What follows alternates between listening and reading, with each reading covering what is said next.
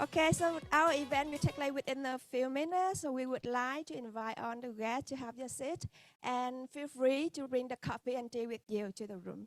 Thank you.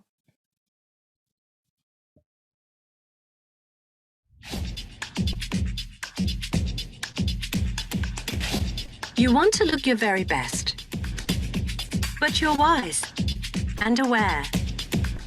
There's a price for everything.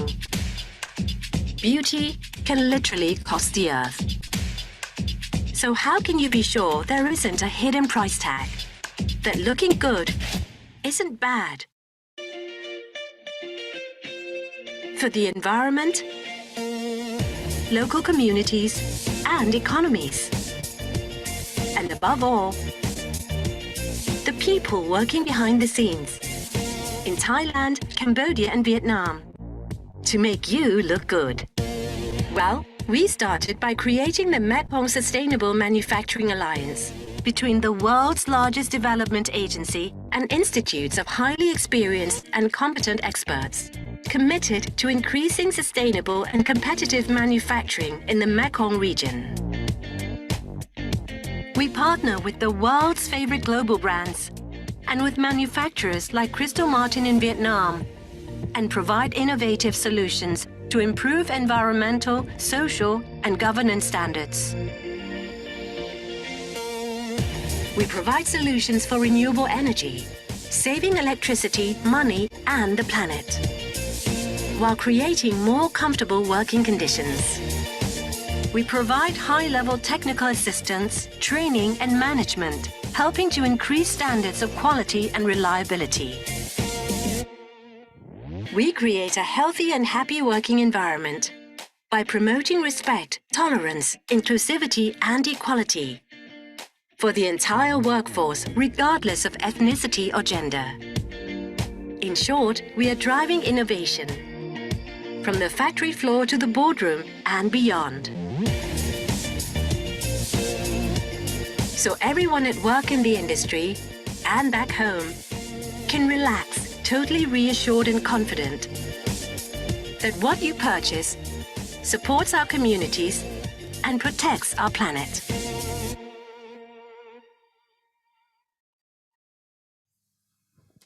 Okay, I hope you all enjoy our video. So good morning, ladies and gentlemen. So our event is now starting. And before we proceed, I would like to introduce myself. My name is Ruby, Program Officer of Mekong Sustainable Manufacturing Alliance. And I am honored to be the MC of the event today.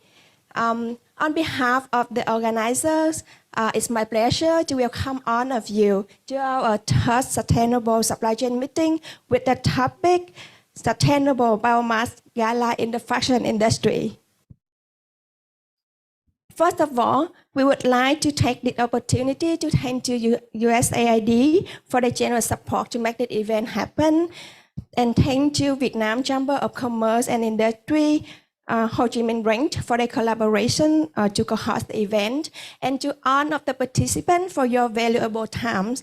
I believe that with your interest in the topic, we will have the fruitful discussions in the upcoming hours. So our agenda today, the event will begin with the opening remark from Mr. Adam Musavi from the U.S. Consulate, and followed by the quick introduction to the Mekong Sustainable Manufacturing Alliance. Then we will have the panel discussion with multi-stakeholders to share about the coal phase-out commitment, the challenges, and the opportunity to phase out the coal by the biomass in Vietnam. Then we will have the short break for 10 minutes and come back with the overview of Sustainable Biomass Gala and the breakout session moderated by ERM team.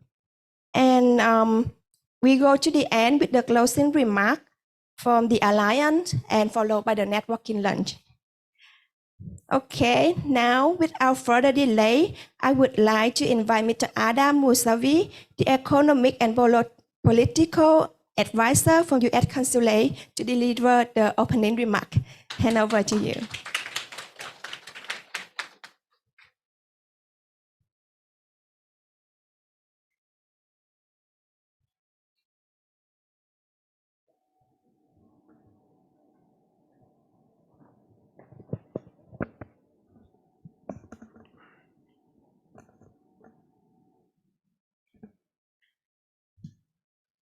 Good morning, everyone. On behalf of the United States Consulate General and USAID Mekong Sustainable Manufacturing Alliance, or the Alliance, it is my honor today to extend a warm welcome to the third Sustainable Supply Chain Meeting, or Sustainable Biomass in the Fashion Industry. This event is being implemented in partnership between the USAID through the Alliance and the Vietnam Chamber of Commerce and Industry, VCCI. Now, I would like to ask Mr. Tan Nguyen, Deputy Head Bureau of Employees Activities, Vietnam, Chamber of Commerce and Industry, Ho Chi Minh City Branch, to rise and introduce to the audience. You're welcome, Mr. Tan. In 2023, the fashion industry ecological footprint is significant, and it contributes significantly to energy used and greenhouse gas emissions. The apparel and footwear industries generate 8 to 10% of global carbon emissions, primarily due to energy-intensive production methods. To address this issue, the Alliance collaborates with private sector actors to transform Southeast Asia's textile and apparel sectors and to achieve a regional reduction in emissions. With support from the US government and USAID office in the Southeast Asia, the Alliance has been working closely to the private sector to promote environmental, social, and governance adoption that encourage sustainable manufacturing in the textile industry. As part of this effort, the Alliance and leading fashion brands are collaborating today to develop sustainable biomass guidelines that aim to provide an alternative energy supply to fossil fuels and help us reduce gashouse emissions. We are thrilled to collaborate with our partners to host this event, which will include discussions on a range of topics, such as framework for sustainable biomass, tools to evaluate and manage sustainability risks, regulatory and policy environment, and enablers required to promote sustainable biomass, brand commitment, and future operations in this sector. I would again like to thank our speakers for their time and to you all for joining this event. Thank you, and I'm looking forward to the discussion ahead. Thank Mr. Adam for delivering the opening remark. Next, I would like to give you a quick glance of our Mekong Sustainable Manufacturing Alliance program and our work for corn phase out in Vietnam. The Mekong Sustainable Manufacturing Alliance, or the Alliance, is a 3-year USAID funded program to accelerate sustainability and competitiveness of the manufacturers in the textile and food processing industry through the brand ESG adoptions in Vietnam, Thailand, and Cambodia. So our key activities, we cover 3 pillars. The first is the technical assistance on the decarbonization solution, include the energy efficiency, renewable energy, and coal phase out for the environment part, and the gender, social, and governance improvement for S&G part. The next is about the next pillar. We provide the capacity building programs where we provide the training to enhance the capability of the manufacturers on the energy efficiency, renewable energy, protecting migrant workers and respectful workplace. And the last pillar is about the regional. We create a regional dialogues where we can promote the best practices and collaborative actions. Next, please. Because our topic today is about the biomass in the fashion industry, so I will talk a bit about the coal phase out technical assistance that our program provides to the manufacturers in Vietnam. For the coal phase out, we provide relevant technical assistance to help the factory on the journey to phase out the coals.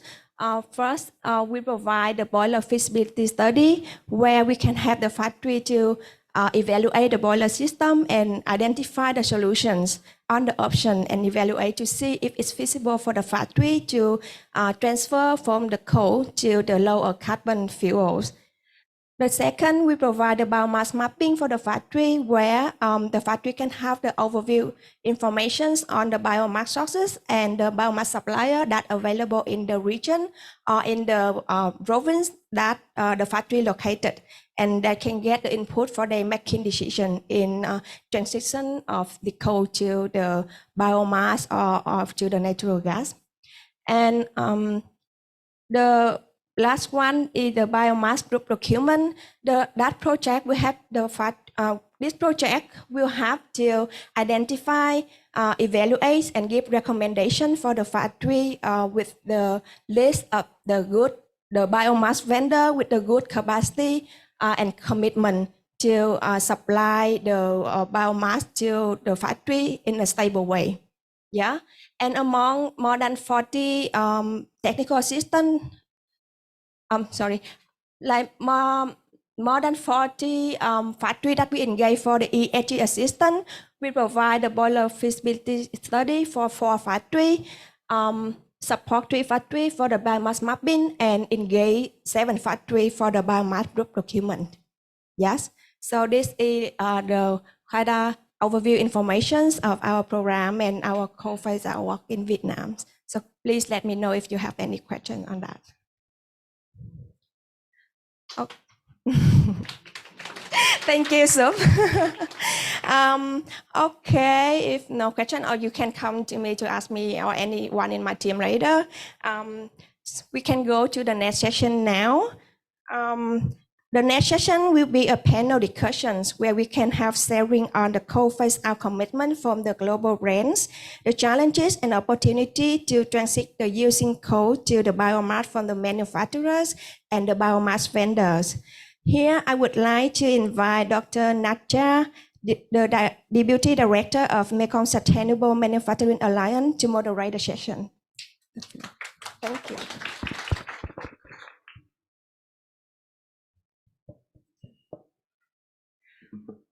Hi, everyone. My name is Natcha, and I'm Deputy Director of the Mekong Sustainable Manufacturing Alliance, the co-host of this event together with VCCI. It is very inspiring to see many of you here and also online. We have an overwhelming interest. Over 80 people already signed up and joining this event. And Vietnam, as we are all aware, is amongst the top textile producing countries and apparel exporters in the world for many, many global brands. So to strengthen such strategic positioning further, the industry is motivated to raise the sustainability of production to meet this growing demand. For this discussion, we will focus on the coal phase-out commitments as well as the needs for sustainable biomass, which many global brands with productions in Vietnam are committed to, and also many of factories are also moving towards this direction. So for this panel discussion, we aim to dive deeper into these topics from both the challenges side and the opportunity side in the context of Vietnam. So we have brand representatives, factory, and biomass suppliers to share their insights in this session before we open the floor for Q&A. So without further ado, I would like to invite the panelists to join me on the stage and virtually. So first, Abe Patak, Senior Director, the Sustainability of Hoa Sung Enterprise, please.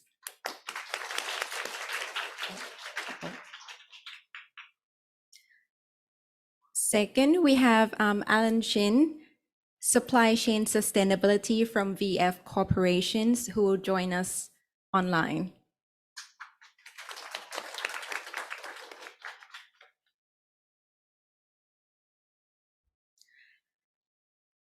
We also have Dan Nguyen, Sales Manager for Tuan Hai Energy.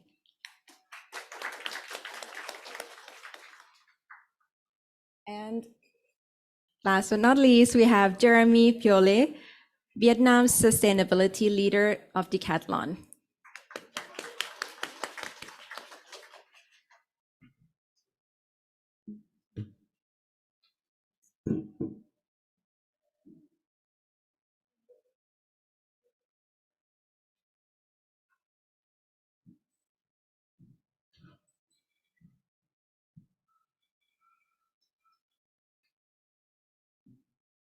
So I would like to start with the global brands perspective, kicking it off with Alan, who represents BF Corporation, followed by Jeremy representing Decathlon. Alan and Jeremy, would you like to share with us a bit more about the coal phase-out commitments, specifically the linkages with the sustainable biomass, and also what are the top 3 challenges and opportunities that you encounter? Alan, would you like to start?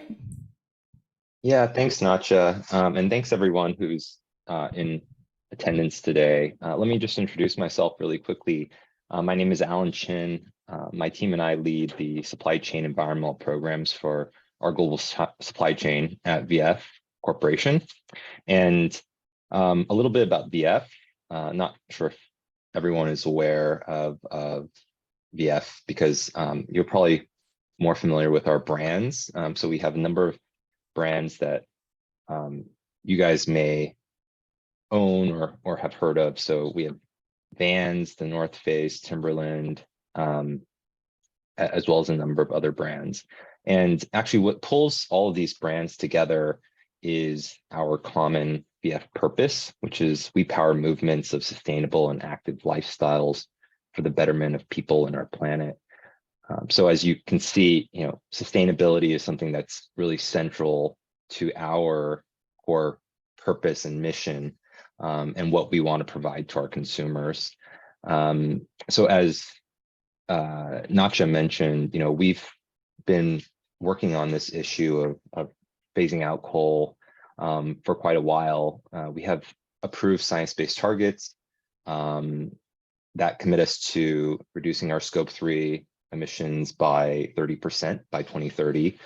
We've also committed to the UNFCCC Fashion Industry Charter that commits us to phasing out coal in our Tier 1 and our Tier 2 by 2030. And as we all know, biomass is a mature and low carbon option to replace coal and other fossil fuels where factories may need thermal energy. So, as we've been going along this road, we've found that there are a lot of other questions that come up when we look at biomass. It's not just about the technical and economic challenges. There are other challenges to consider as well. And so we want to work on something that can really be used across the industry as well as perhaps other industries to guide us in trying to avoid any unintended consequences. We don't want to create another problem by addressing the problem of coal. So, that's why we're here today. And, what we really need is for everyone to be open and frank and just provide your feedback on, what's being created. It's something that requires collaboration. It's not something that just brands, for example, or other organizations can do by themselves. So, everyone's voice is important to this process. So I really thank you guys for taking the time to come here today. And I'm really looking forward to the rest of today's workshop. Thanks.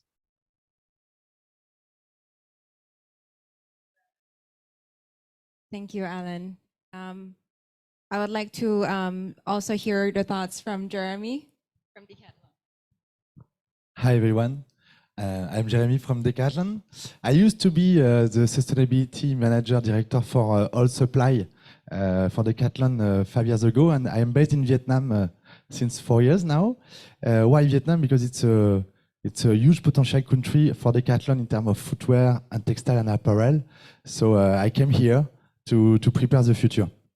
And today, when I arrived, the main issue we had is we just signed the UNFCCC, and we committed to phase out coal by 2025 in our Tier 1 suppliers, and to phase out coal in our Tier 2 and Tier 3 by 2030. So then, okay, let's do how we do it now. That was the topic. So we worked a lot with many suppliers in Vietnam to find solution. We also benchmarked other countries, China, Bangladesh, how they are doing, India. And of course, very quickly, the biomass topic came. And we tried to work with suppliers, with brands, with everyone we could to find solutions. What we found is a lot of opportunities in terms of the new trendy word is regenerative business. That means you bring more to the life, to the nature than what you take. And biomass can be that, except instead of extracting coal, we can make biomass in a way that we produce more and we protect more the nature and the life on Earth than we destroy. So the opportunity of biomass is huge. We also saw that in terms of local community, in terms of social impact, it can also have a good impact if we do it well. And in terms of economical point of view, it's more stable and more potentially more stable, more sustainable than fossil fuel and than coal. After we face some huge challenges, is there enough biomass? Where is the biomass? What kind of biomass? And then after also, if I buy this biomass, like Dan said it, am I not creating another problem that today I don't see, and in 2 or 3 years I will discover? So I'm very happy that just after we will speak about biomass guideline, because I think we all need that, and we tried on our side, and I'm happy that thanks to the network and the organization, we are going into this direction. So let's say today the challenge is the potentiality is huge. The potentiality to make it better and to have a positive impact is huge, but let's maybe put some rules and some guidelines to make it well and to do it well. And the last point I can tell you is just from Decathlon point of view. So Decathlon is a huge company in Europe. It's a huge quantity of textile and footwear. This topic of phasing out coal is, let's say, a red line. We have no choice. In front of our customer, in front of our shareholders, in front of our stakeholders, we have no choice. By 2025, there will be no coal in our tier 1, and by 2030, there will be no coal in our tier 2 and tier 3. That is sure, and we have no choice.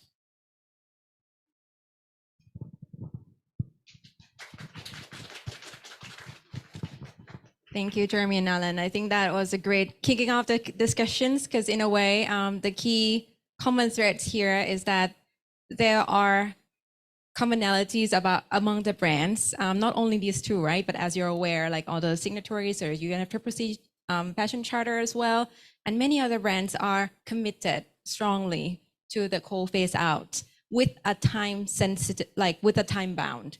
So I think that's clearly one. Number two is that there's the opportunities identified, and there's many potential that we can tap into in moving towards this directions and transition.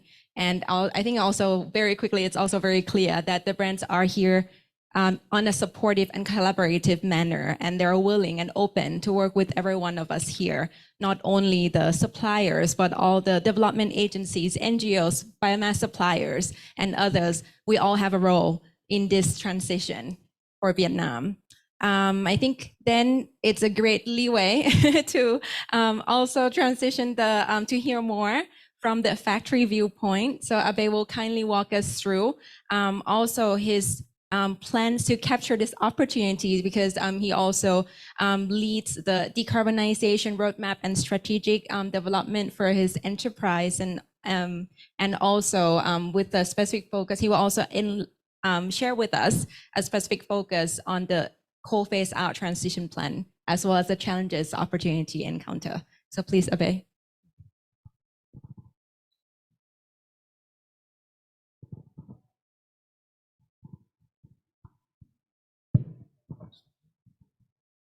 I would like to stand because I will be making a short presentation. Yeah. Good morning, everyone. I am Abhay Pathak, Senior Director Sustainability from Hosang Enterprise.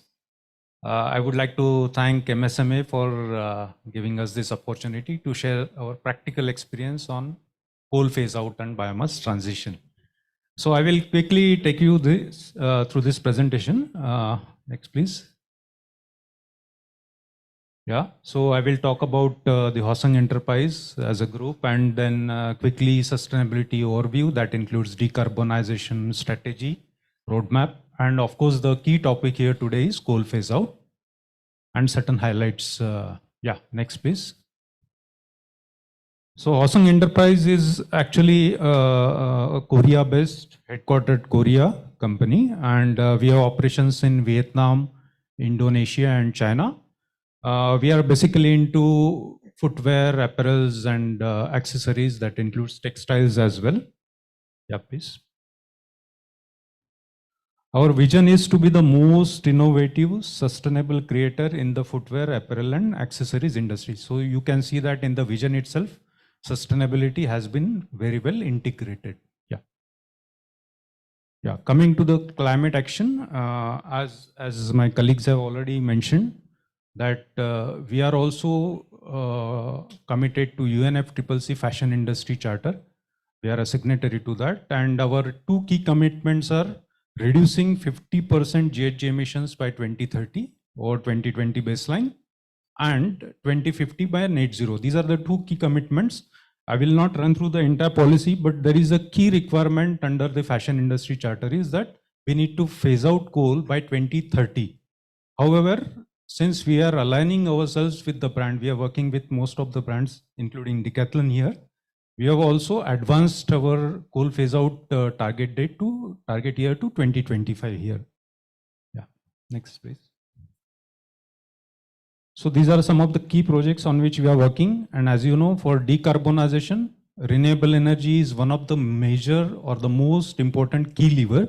So we are working on rooftop solars across our facilities. Coal to biomass transition is another important project that we are working on.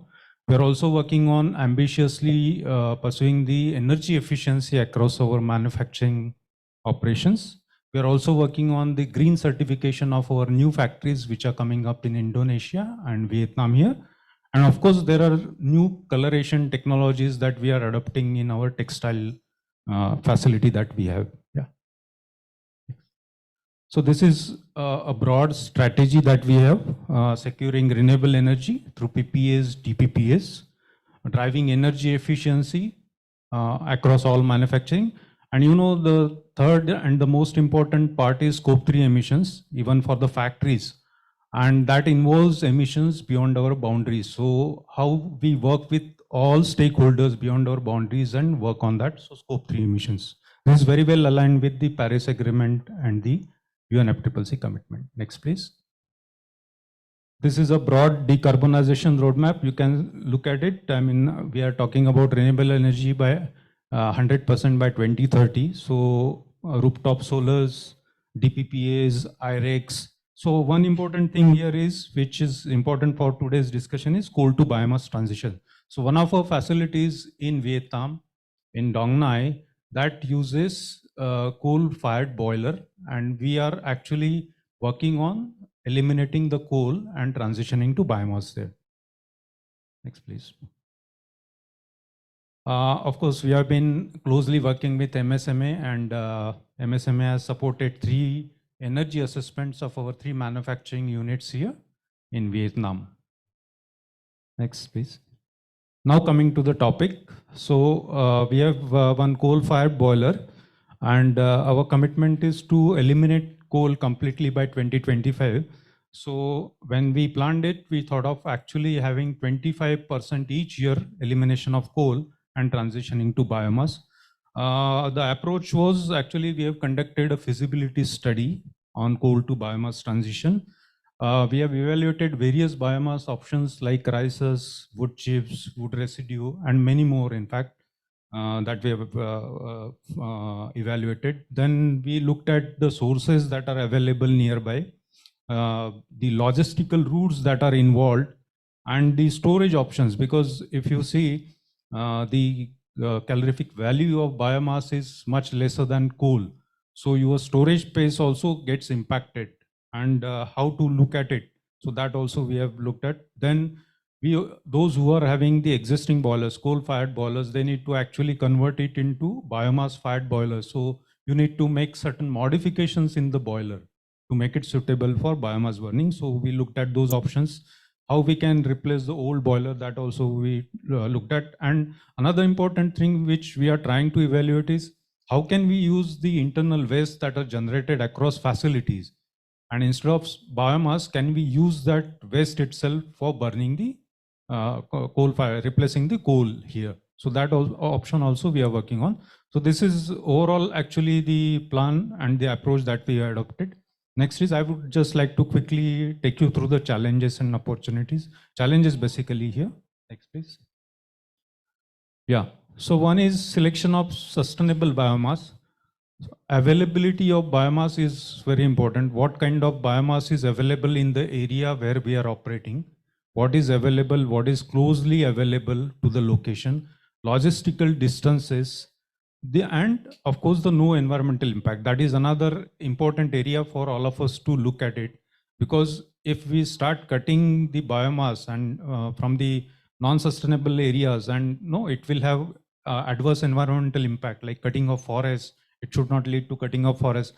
As Mr. Jeremy has mentioned, that we should not lead to convert the one solution into another problem. So that should not happen. From that point of view, that is very critical. Space requirement and storage of biomass at site. So if you are looking at the existing areas, as I mentioned, the calorific value is less. So we need larger space.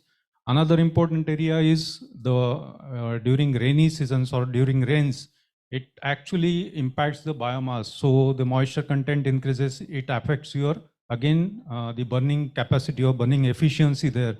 So that is some other impact that it has got. Modification in existing boilers that I have already discussed with you.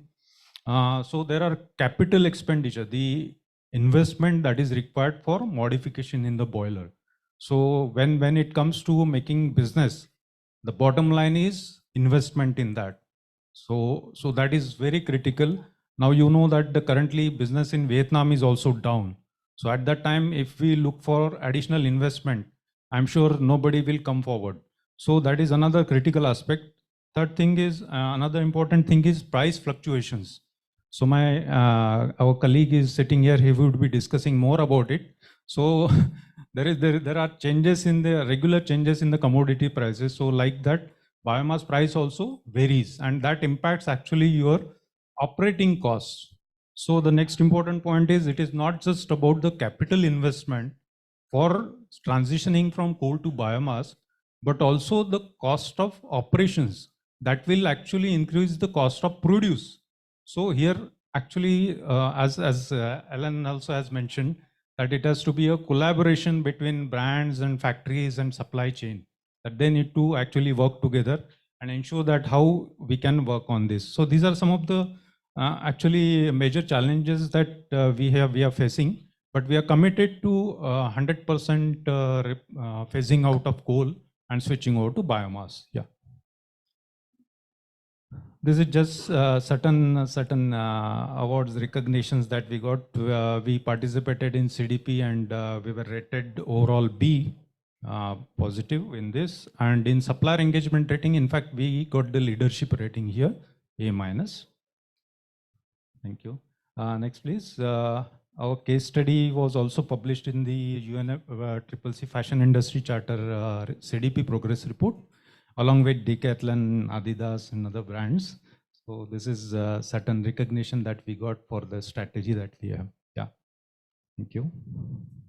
Yeah, that's all. That was the quick one. And I think that has addressed the questions that Acha had. Thank you so much.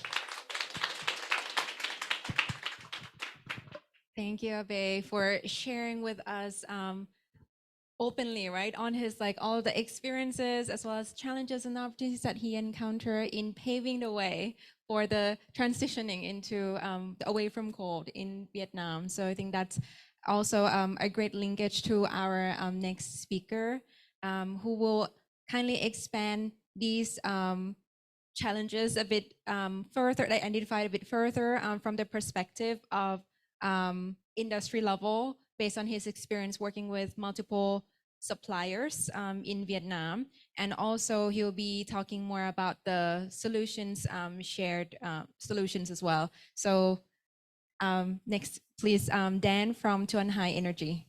Hello everyone, I'm Dan from Thuan Hai Energy Company. I'm come from sales department. Thank you for giving me this opportunity to share biomass solution and the key challenge that we are facing right now as a biomass supplier and operation service provider. So I'm trying to do not make everyone sleepy. So I will try very fast and quick and easy understanding. So next, please. Firstly, I would like to introduce who we are. So, as I said, I'm come from Thuan Hai Energy, a company specializing in providing a steam and heat solution for manufacturing, not only for textile industry but for other industry also. So next, please. So our history begin in 1993 as the boiler manufacturer, and then from 2010 we established the company Thuan Hai, and from 2010 until now we have more than 12 years of development, and we achieve certain remarkable figures in terms of revenue, in terms of customer profile. So please, next. So our business right now, as I said, is specializing in boiler operation, but also we have a factory to produce, to design and manufacture boiler. Next, please. So this is very fast, quick outlook. I would like to share our customer. We are providing our service right now. This is only the customer coming from textile industry. So next, please. Regarding biomass, I think that everyone know already this term, and in Vietnam we can try different type of biomass, but right now we are, as the biomass provider right now, we are focusing on dry husk. Is the number one, is the most potential one, and the second biomass type we are developing right now is a wood chip. Here number 5 and number 4, because in terms of the quantity is very potential to develop and to use for customer. Next one, please. And this one is very this is a general information in terms of comparison of gross calorific value. As I said, right now we are focusing on 2 types of biomass. 2 main biomass type is the dry husk and wood chip, and you can see that in terms of calorific value, the dry husk is better than wood chip. So that's why we can see that the fuel consumption of dry husk is better than wood chip. But in terms of cost difference compared to coal, of course, the dry husk right now is still a little bit more expensive than wood chip. So next, please. So as Mr. Abe say, when we decide to move to biomass, so we have the problem of CapEx and OpEx. In terms of CapEx, customer need to think about what kind of modification, what kind of change for storage, for boiler, for fitting system, for ash collecting system, etc. So this is all kind of CapEx. Customer need to think about it. And in terms of OpEx, again, when we burn biomass, especially for dry husk, we have more dust, more ash. So it means that we will increase the OpEx.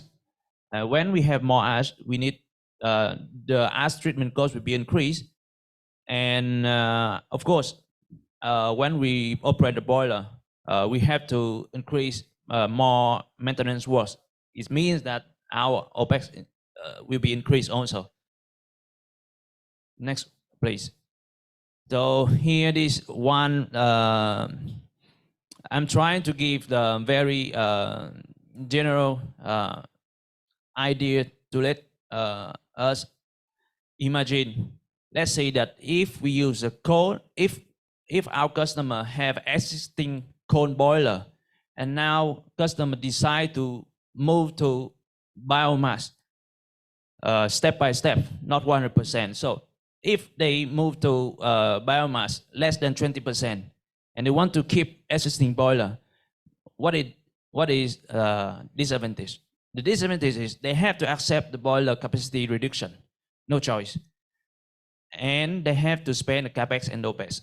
And the increase of capex, it could be 100 to 200,000 US dollar. It depends on the status of existing equipment. And the OPEX will be increased 5 to 10%. Just try to give you the idea. And then you can say that in case customer want to increase more the biomass ratio up to 50%, again, the boiler capacity will be reduced more. And the capex and OPEX will be increased also. And the third case is, in case customer decides to increase the biomass ratio up to 100%. In this case, customer have to accept the reduction of boiler capacity again, and customer have to accept increased capex and OPEX. But I think that the third case is very rare, because in case customer decide to move 100% biomass ratio, they will decide to buy the new boiler, new biomass boiler. No one chose. I think no one chose the third case. So next, please. So to summary, I think that as the biomass vendor and energy provider, we see that three main challenge right now. First, very first question, when I meet customer, they ask me, how about the biomass supply, the resource, the price? So again, I say that as the vendor, I say biomass, I tell the truth, the biomass resource is limited. We cannot serve everyone. The question is, we are trying right now to develop different biomass type, like rice, and then we are developing wood chip. Right now also we are developing our rice pellet factory. The point is, we try to give to customer more flexibility in terms of biomass resource. And for the price, we are not producing biomass by ourselves, but of course we buy from other vendor also. The final target is not to give to customer the cheapest price. Our target is to offer to customer the steam and heat price the most stable. Right now, when we offer our service, we give to customer one steam and heat price, a fixed price for a period of 3 months. Some specific case, we can give the fixed price for 6 months. So this is our target. We want to offer to customer. Try to stabilize the steam and heat price is also the final target for factory. And the second challenge is increase. The second and the third challenge we see is the increase in cost of capex and opex. And again, because we are steam and heat provider, so we also want to support customer the increasing cost of capex and opex by distribute this increasing cost capex and opex into the steam and heat price. this is our solution to support customer to switch from fossil to switch from coal to biomass solution. Yeah, I think that this is my main information I would like to share with you today. Thank you.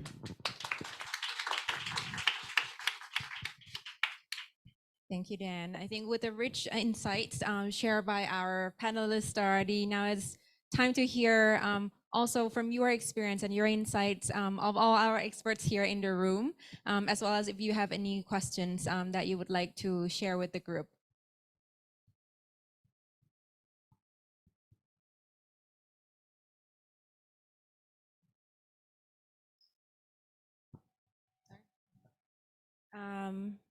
And from online as well.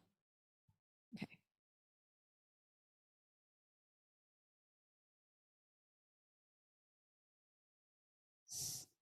So maybe I can have a follow-up question. Maybe starting with Dan. I think you mentioned about the supply security, right? And the price stability as well. And you kindly outlined different options for the transition to coal. Maybe first questions on the options. I'm curiosity, what are the kind of like proportions of the customers that goes with which option?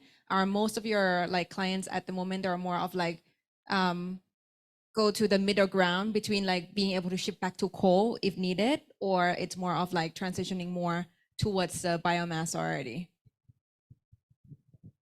Honestly, I don't have exact percentage. It will depend on financial situation of each customer. But basically, when we approach one customer, we need to survey the site, the equipment of customer to see the status of existing boiler, and then we advise customer the most competitive solution. If in case we can modify the boiler, and in case we can reutilize existing boiler, of course we will advise customer to phase out to switch to biomass step by step. Yeah.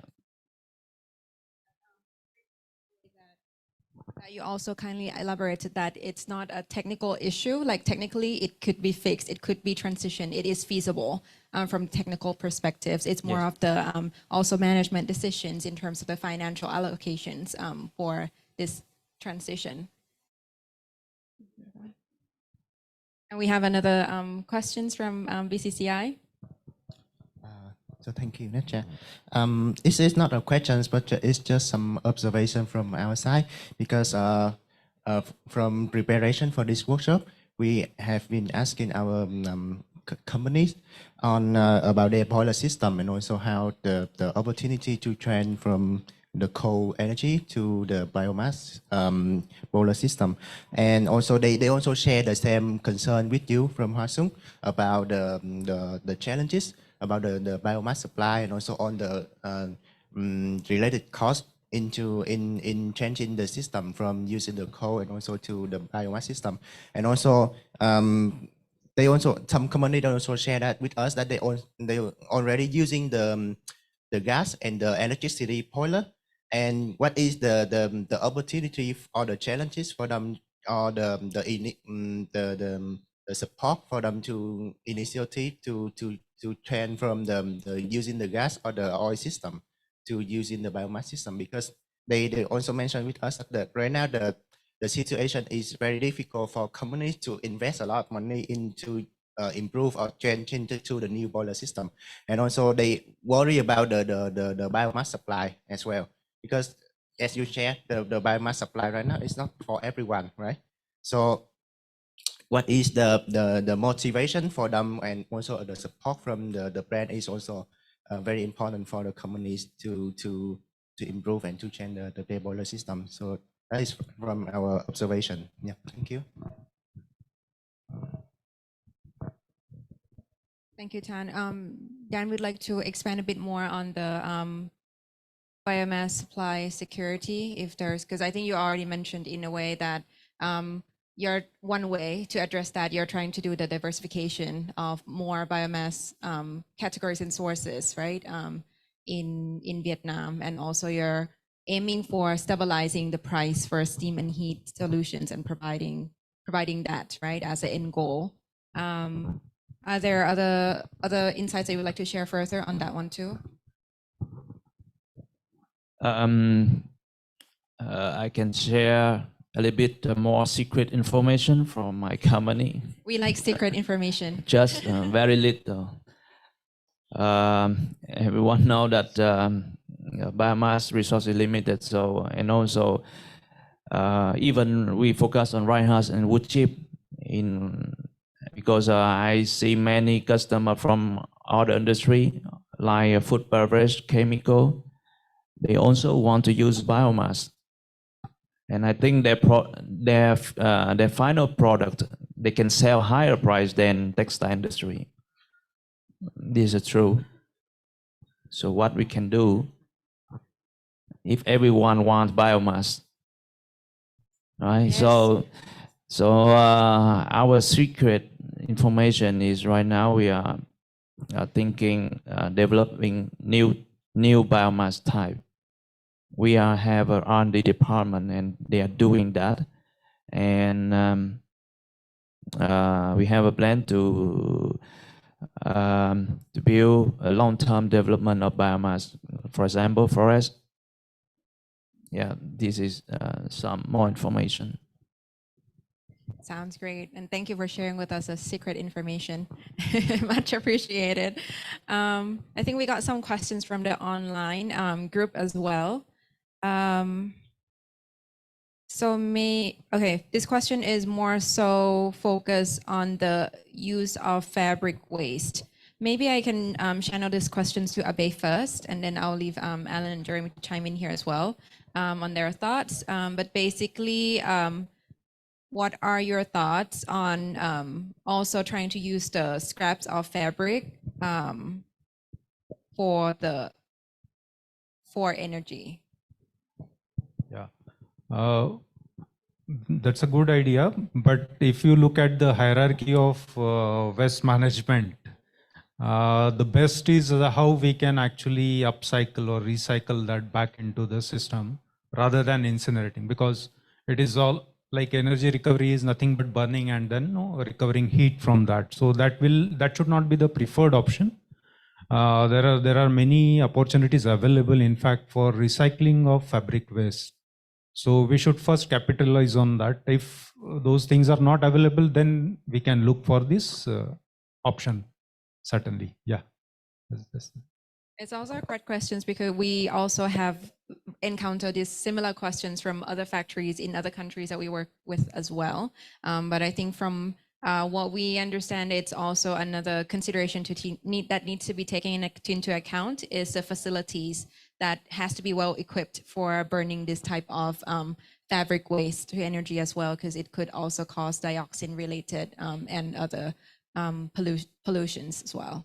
So, but maybe shifting gears to from Alan and Jeremy's side, because I understand that certain brands also have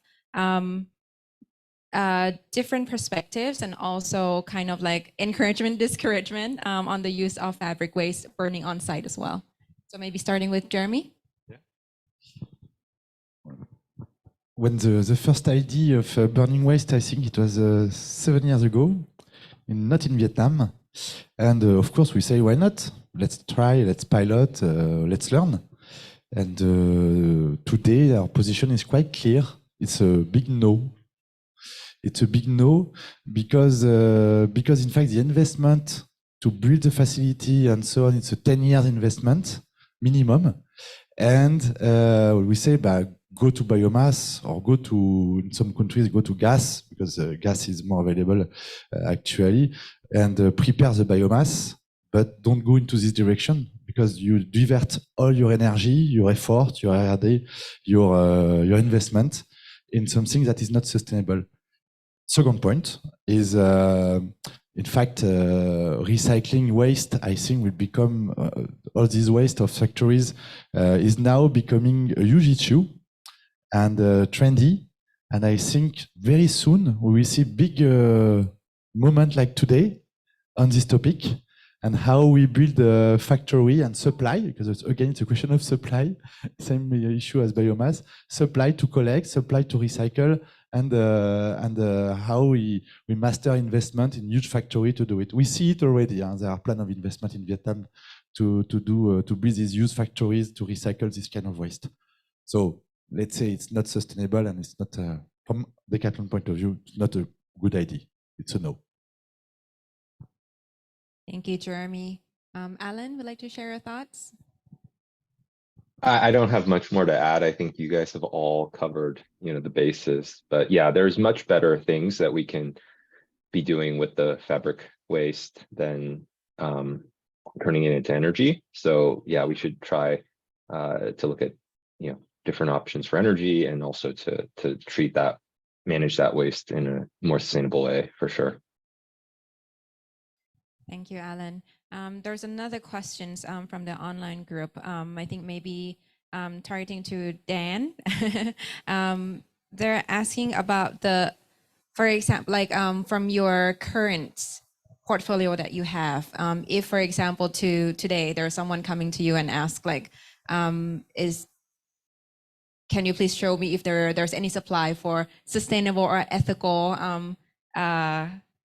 biomass supplies that you can share? I think you already highlighted in our previous conversation in a way that there's a number of agricultural waste residue that you're providing.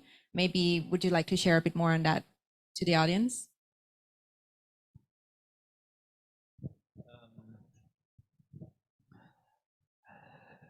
For example, in the case that I met new customer and they asked me about a biomass solution and how we can secure biomass resource, of course I will explain what I just present. But to make customer feel more confident, we are welcome customer to visit our biomass plant to see what we are producing. And also we are welcome to bring them to visit our boiler site to see how we operate the boiler, especially biomass boiler, how we supply biomass, and how we operate biomass boiler and provide all the management services to customer. I think that the most important is to make our customer feel more confident what we are proposing. Yep, high transparency there.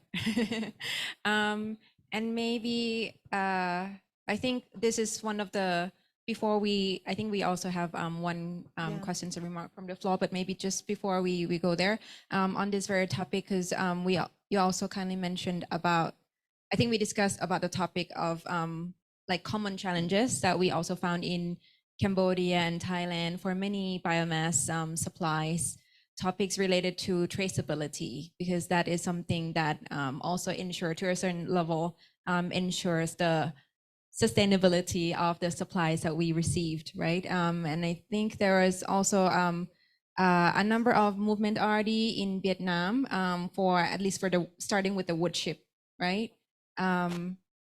Would you mind commenting on that as well? If there's any like growing requests from the customers for sustainably certified wood chips, or if there's any supplies for that? Yes, I receive this question. Honestly,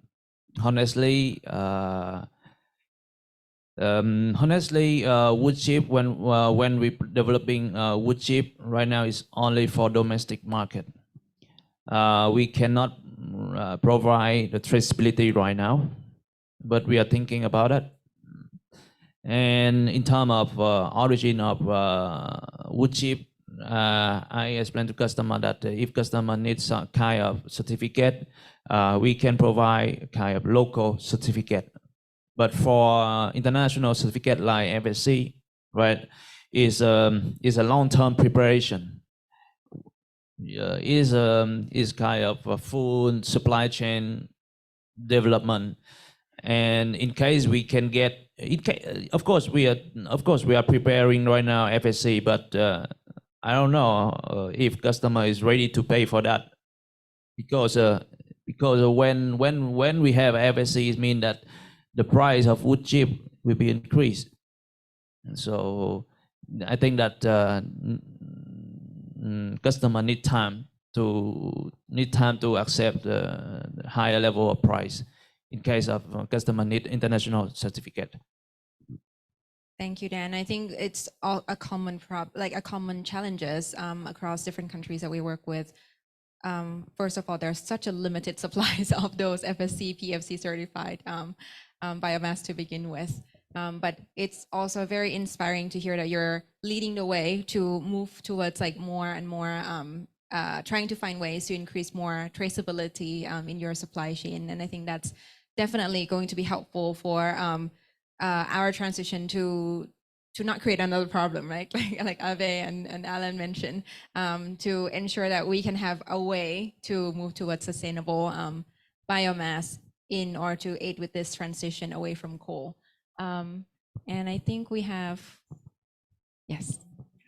Yes, good morning, everybody. My name is Chang, and I'm from Ag Renewable. I'm very much interested in this event and also on the whole coal phase out topic, because we are advising a lot of corporates and supply chains and suppliers in Asia, basically, how to transit to renewable energy, including thermal renewable energy. And along the way, we have done a few biomass mapping, as you saw at the beginning, the introduction. We have done biomass mapping for Decathlon, for Adidas, and so for MSMA. Along the way, we help them to understand the supply chain of biomass in Vietnam, and also on provincial level, not only on national level. So I have 3 questions actually for Mr. Dan.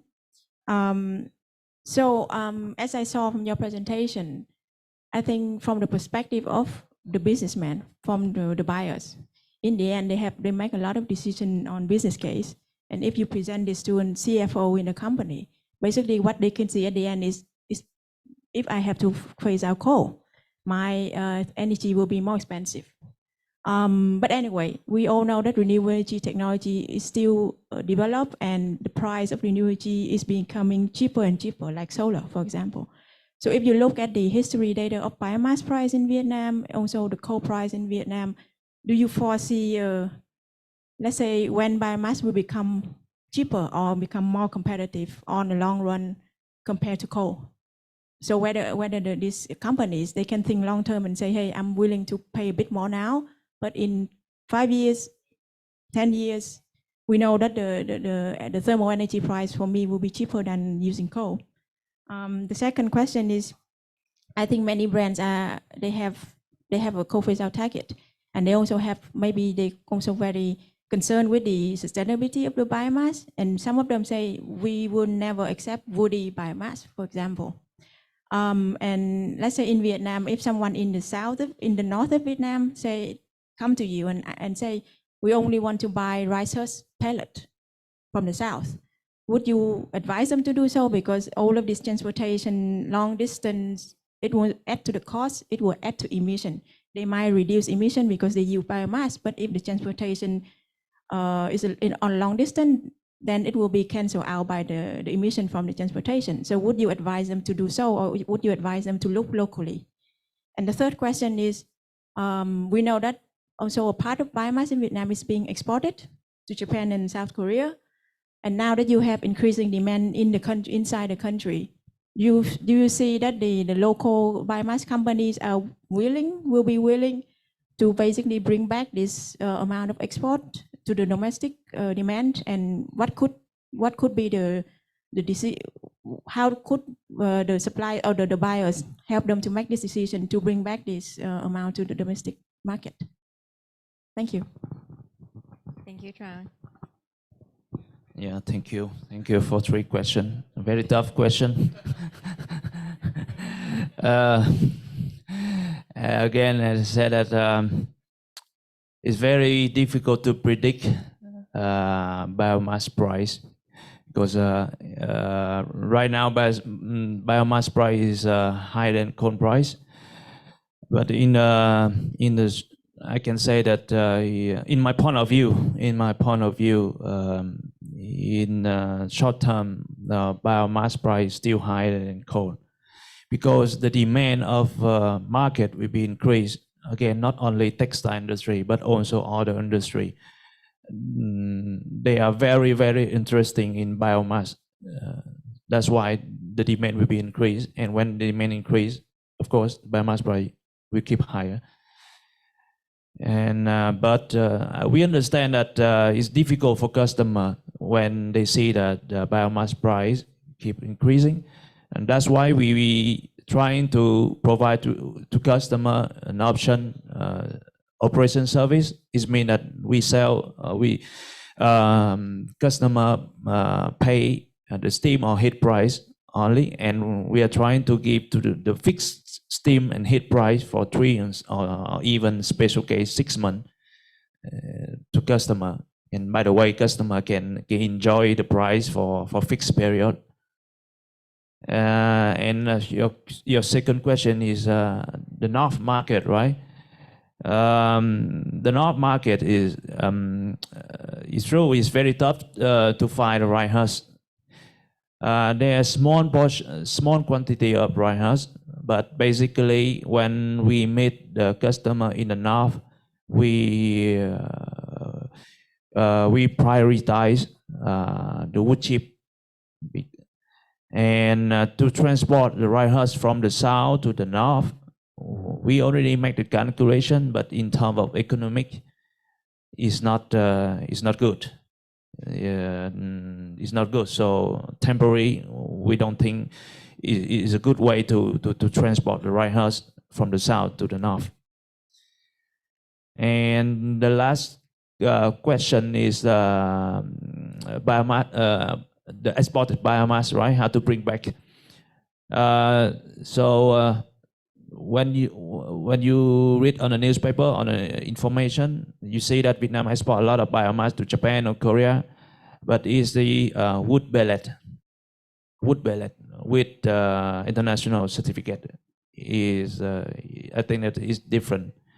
We are now focusing on the domestic market, so we keep using right. We now as a biomass vendor, as I said, we still focusing on right horse and wood chip for domestic market, and there's no I think that for domestic market, right horse and wood chip right now is still potential biomass material right now. Thank you. May I ask one additional question on the export? Because I think when it comes to sustainability, when you mention international certificate, obviously the exported wood pellet would have more, I think, credibility in terms of sustainability. Yes. So it means maybe for those brands or suppliers who said, I'm very cautious with woody biomass, maybe they can accept this type of wood pellet. So that's why I'm thinking whether they could find this kind of suppliers in Vietnam who can provide certificate wood pellet for them. And yeah.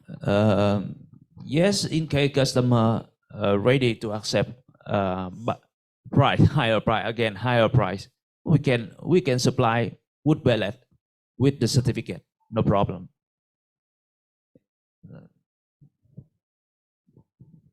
Thank you, Dan, and thank you, Trang. I think we're over time already. So maybe to wrap this up, I think key takeaway messages from my end is that phasing out of coal is a new norm, and soon will become another requirement to operate. So while that's about to happen, sustainability, like Abe and his company, for example, can also serve as a business competitive advantage for the supplier to differentiate themselves as well, and to join this journey, which is going anyway, sooner rather than later. And it's also evidence that I think both the brands, development agencies, consultancies, Chamber of Commerces, Steam and heat suppliers, I think everyone in the stakeholders here are ready to collaborate and to find ways and seek solutions to address the challenges that we outlined earlier. And this nicely leads to our next topic, which will discuss more about the sustainable biomass guidelines as our panelists here outlined earlier, and also as Ruby mentioned earlier. This is the effort that our program in partnership with H&M, Adidas, VF Corporation, Ralph Lauren, and Gap have been working on to address the fundamental need for an industry level framework for sustainable biomass. So you will hear, following right after this session, you will hear a bit more from Adidas and H&M lead POC for this project, who unfortunately could not join us today in the video clips. And in the next session, which Ruby will outline to you a bit further, there will be an ERM team who help us with this consolidation of all the feedbacks that we will receive today to further refine the guidelines and make it most practical and useful for our industries. So please join me in thanking the panelists for their insightful thoughts shared today, and looking forward to working with all of you further on the sustainable guidelines. Thank you.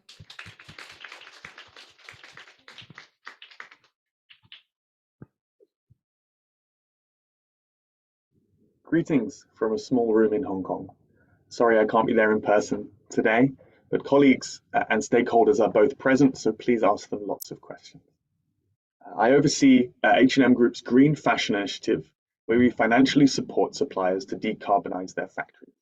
This includes utilizing sustainable and traceable biomass. I'm just back from a trip to Pakistan, where 2 10-ton boilers at a factory are being replaced by a hyper-efficient 10-ton biomass boiler, which will burn locally sourced rice and corn waste. For anyone here who already works with H&M Group, you know about our biomass guidelines and expectations. Only agricultural waste and no fabric burning. With no new factories being allowed into the H&M Group supply chain with on-site coal or fabric burners, and the aim of phasing out all on-site coal 5 years ahead of our UNFCCC Fashion Charter commitments, the topic of alternative ways to generate thermal heat is very important to us. We've worked very hard over the past year in Cambodia to develop a technological solution to identify the sources of wood that factories are burning for steam, and to ensure that only plantation residues are used. And this is now starting to be shared with other brands. In Vietnam, sustainable, traceable, and affordable sources of biomass are key to our transition away from coal. And it's exciting to see the rapid progress made in the country, where our suppliers have all either phased out coal already or have strong roadmaps to do so. With the long-term goal for the garment sector is clearly electrification of all processes, the technology is not always scalable today, and biomass plays a key transition role. With so much of the sector's emissions footprint being linked to different ways of making water hot, there are clear needs to reduce how much water and steam we all need, in addition to what fuel is used to generate it. I hope you have great discussions today, and I look forward to the results. Thank you very much.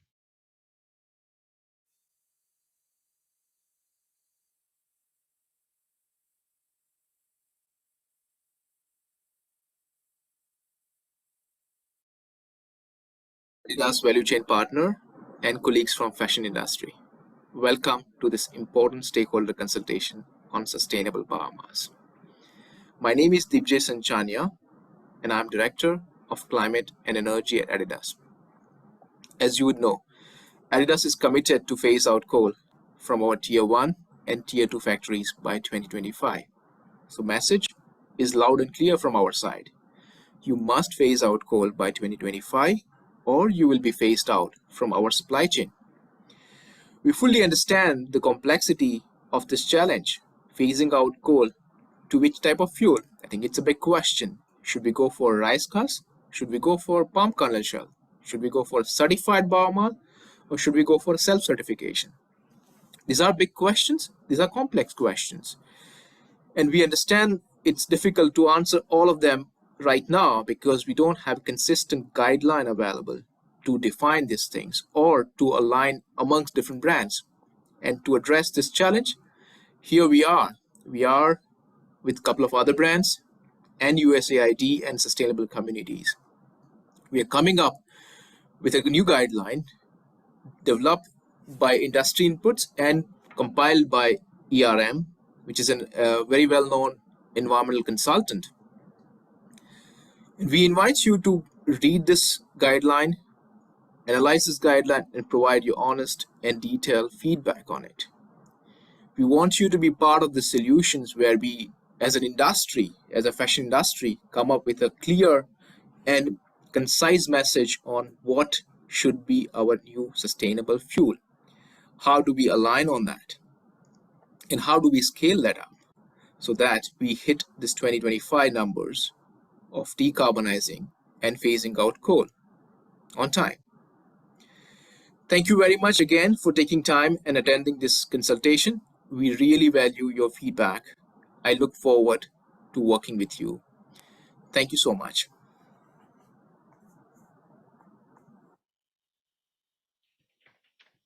Okay, so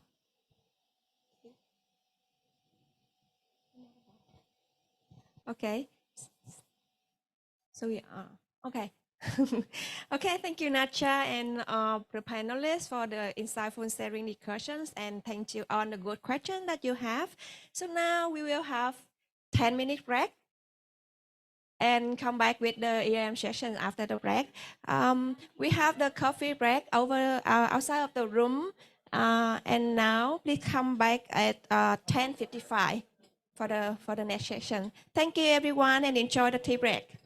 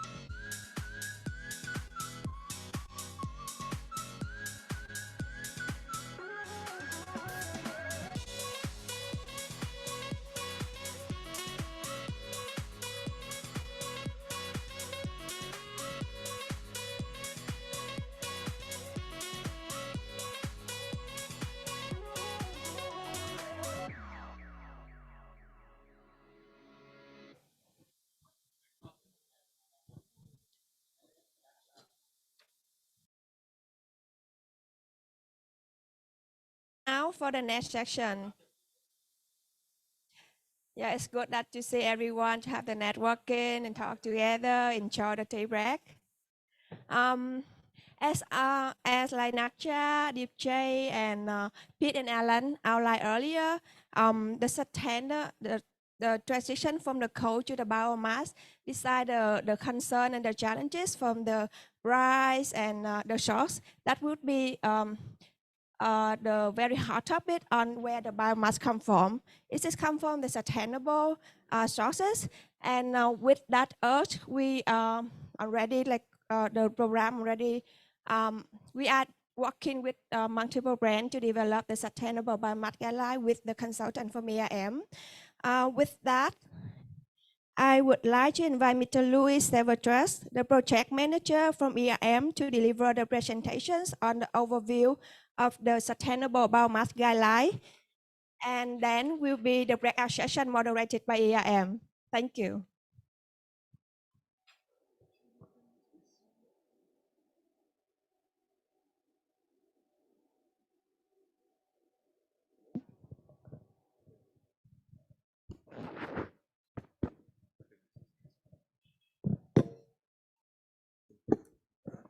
All right.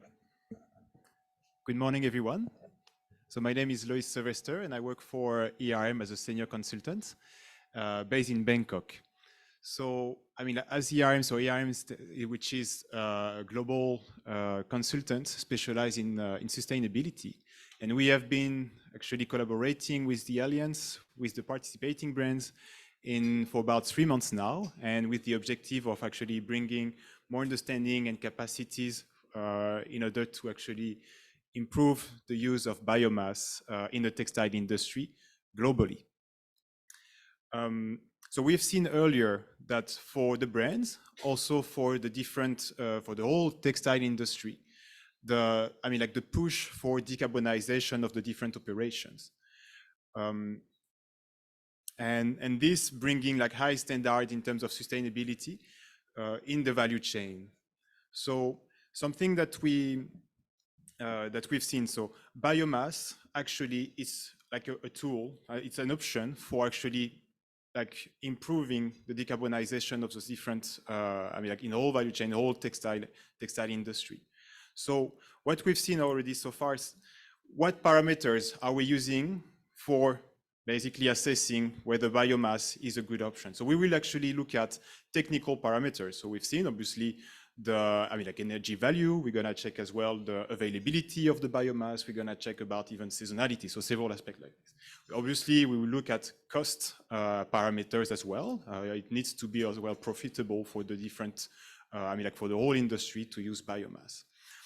Through all our discussions, through also the objective assignment, we saw as well the importance of understanding better as well the sustainability of biomass, and therefore as well bringing capabilities to the whole value chain.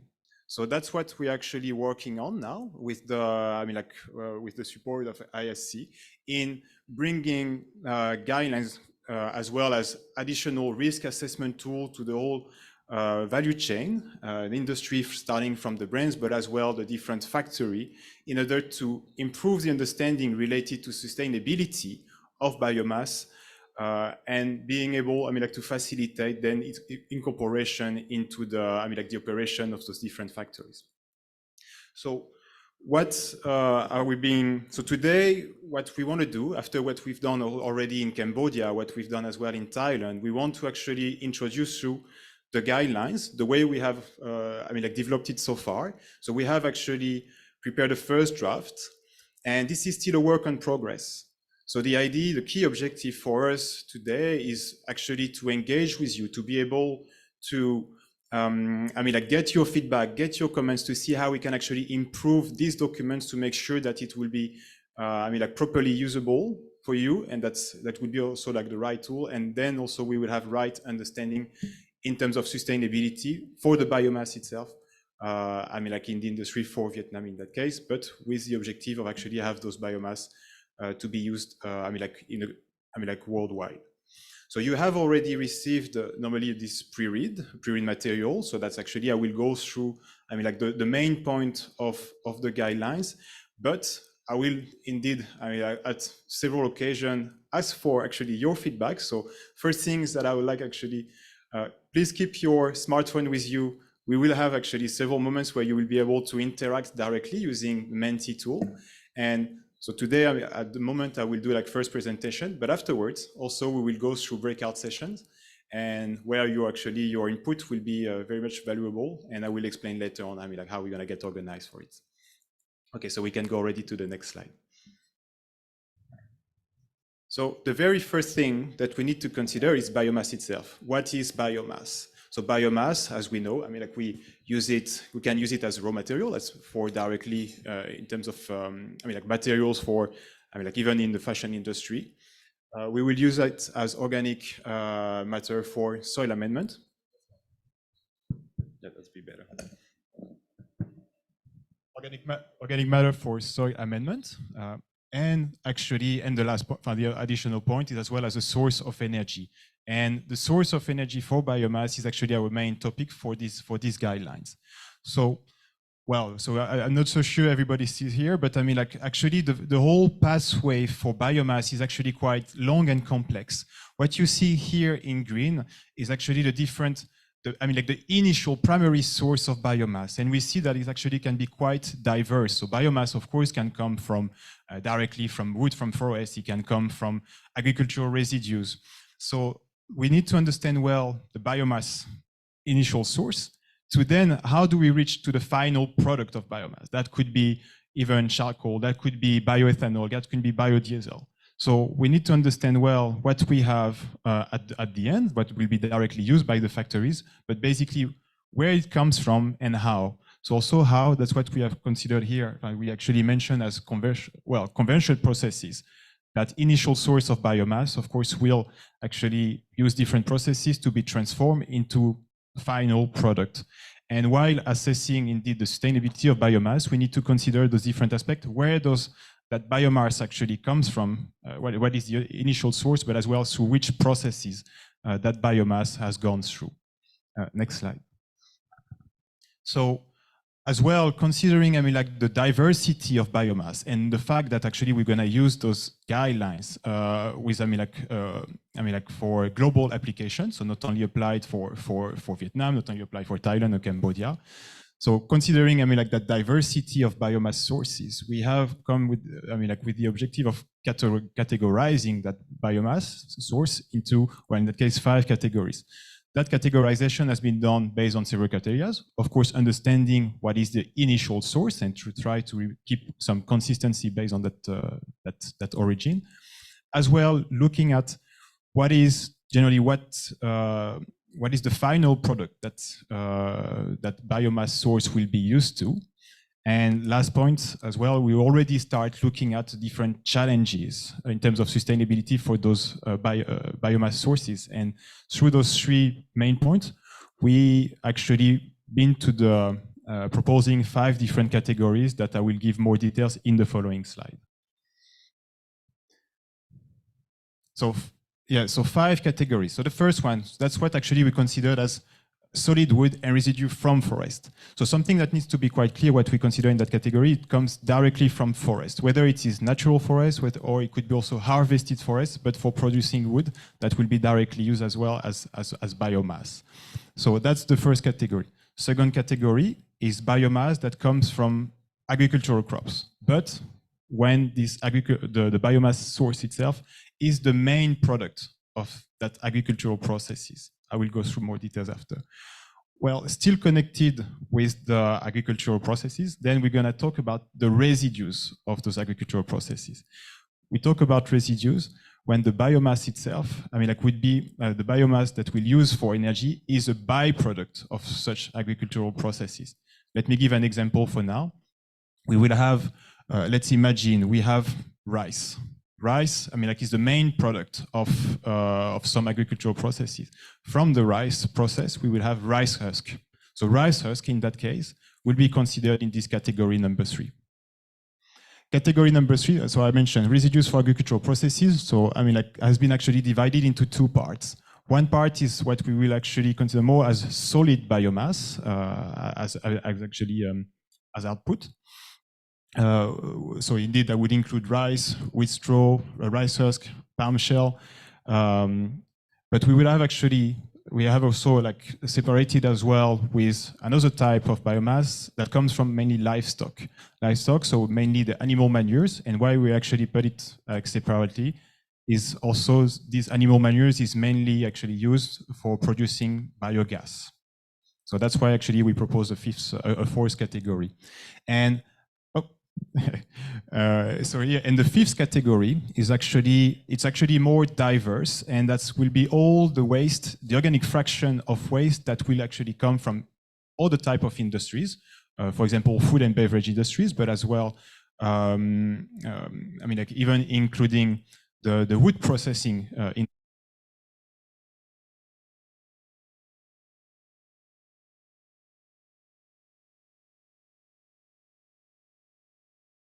for energy. So if we understand a little bit the flow of these different categories, the very first one, solid wood and residues from forest, comes from the extraction of biomass from the nature, I mean, like the environment directly, natural environment. When we have category 2, 3, and 4, it will be biomass that is actually produced from agricultural processes, whether it is the main product for category 2 or through byproducts, category 3 and 4. And finally, the category 5 is actually the biomass that can be used as energy, but that comes from like directly industrial sector or as well the tertiary sectors, like such as municipal solid waste or the sludge.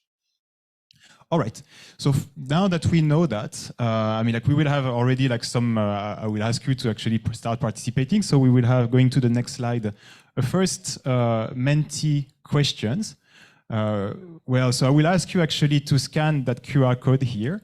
And so using your smartphone. And once you've, let me just go on the side. So please use your smartphones and you can actually scan this QR code. Otherwise, you can also go directly on the web page menti.com and enter the code that is here.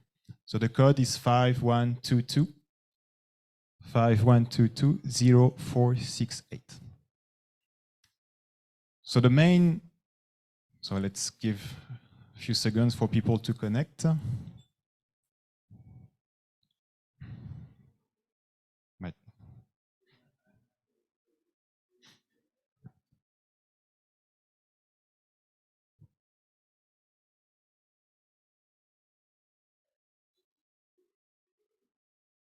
All right, so once everybody has, I see that some people are still scanning at the back. Otherwise, you can directly use the code. Okay, I see.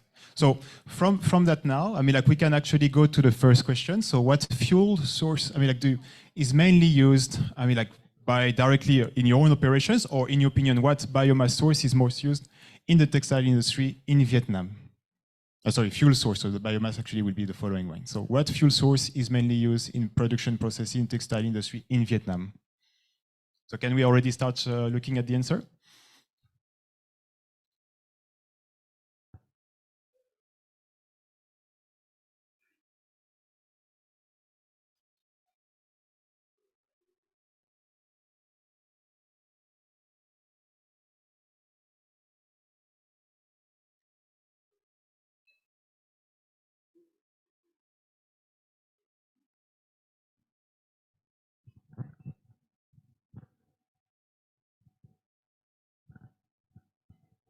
Just a few more seconds so that we can actually connect to the first. All right.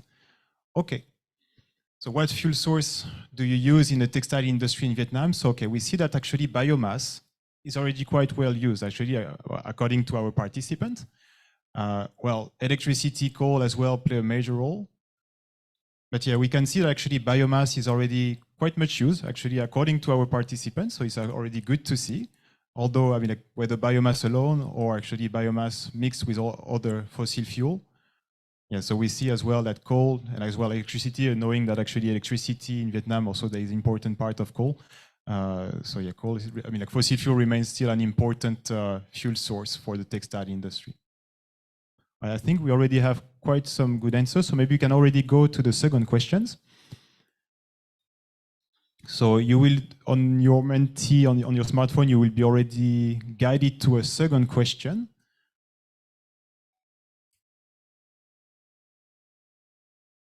That will relate to what are the biomass sources that are the most common in Vietnam. Just making sure. Okay, so that's what we can go here. All right, so please also type directly what is, in your opinion, or I mean, like from your knowledge, I mean, like the main biomass sources commonly used in a textile production in Vietnam.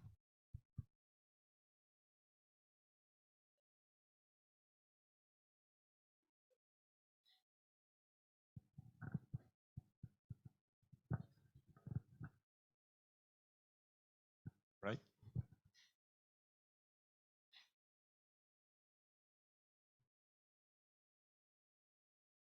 Okay, so we can see that already a lot of rice husk and wood chip. I think is quite aligned with the previous discussion we've had. I mean, like today.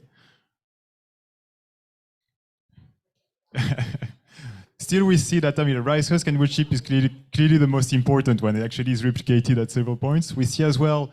I see some coffee shell, some cashew shell as well. So actually, some other biomass sources are always used, but really we see that rice husk and wood chip are the most important ones. So I think it's quite clear, and even I mean, like we could find a bit of diversity in the other countries. We did that also, that exercise in Cambodia and Thailand, but here clearly, I mean, like yeah, it's quite dominant, as we can see. Sawdust as well, yeah.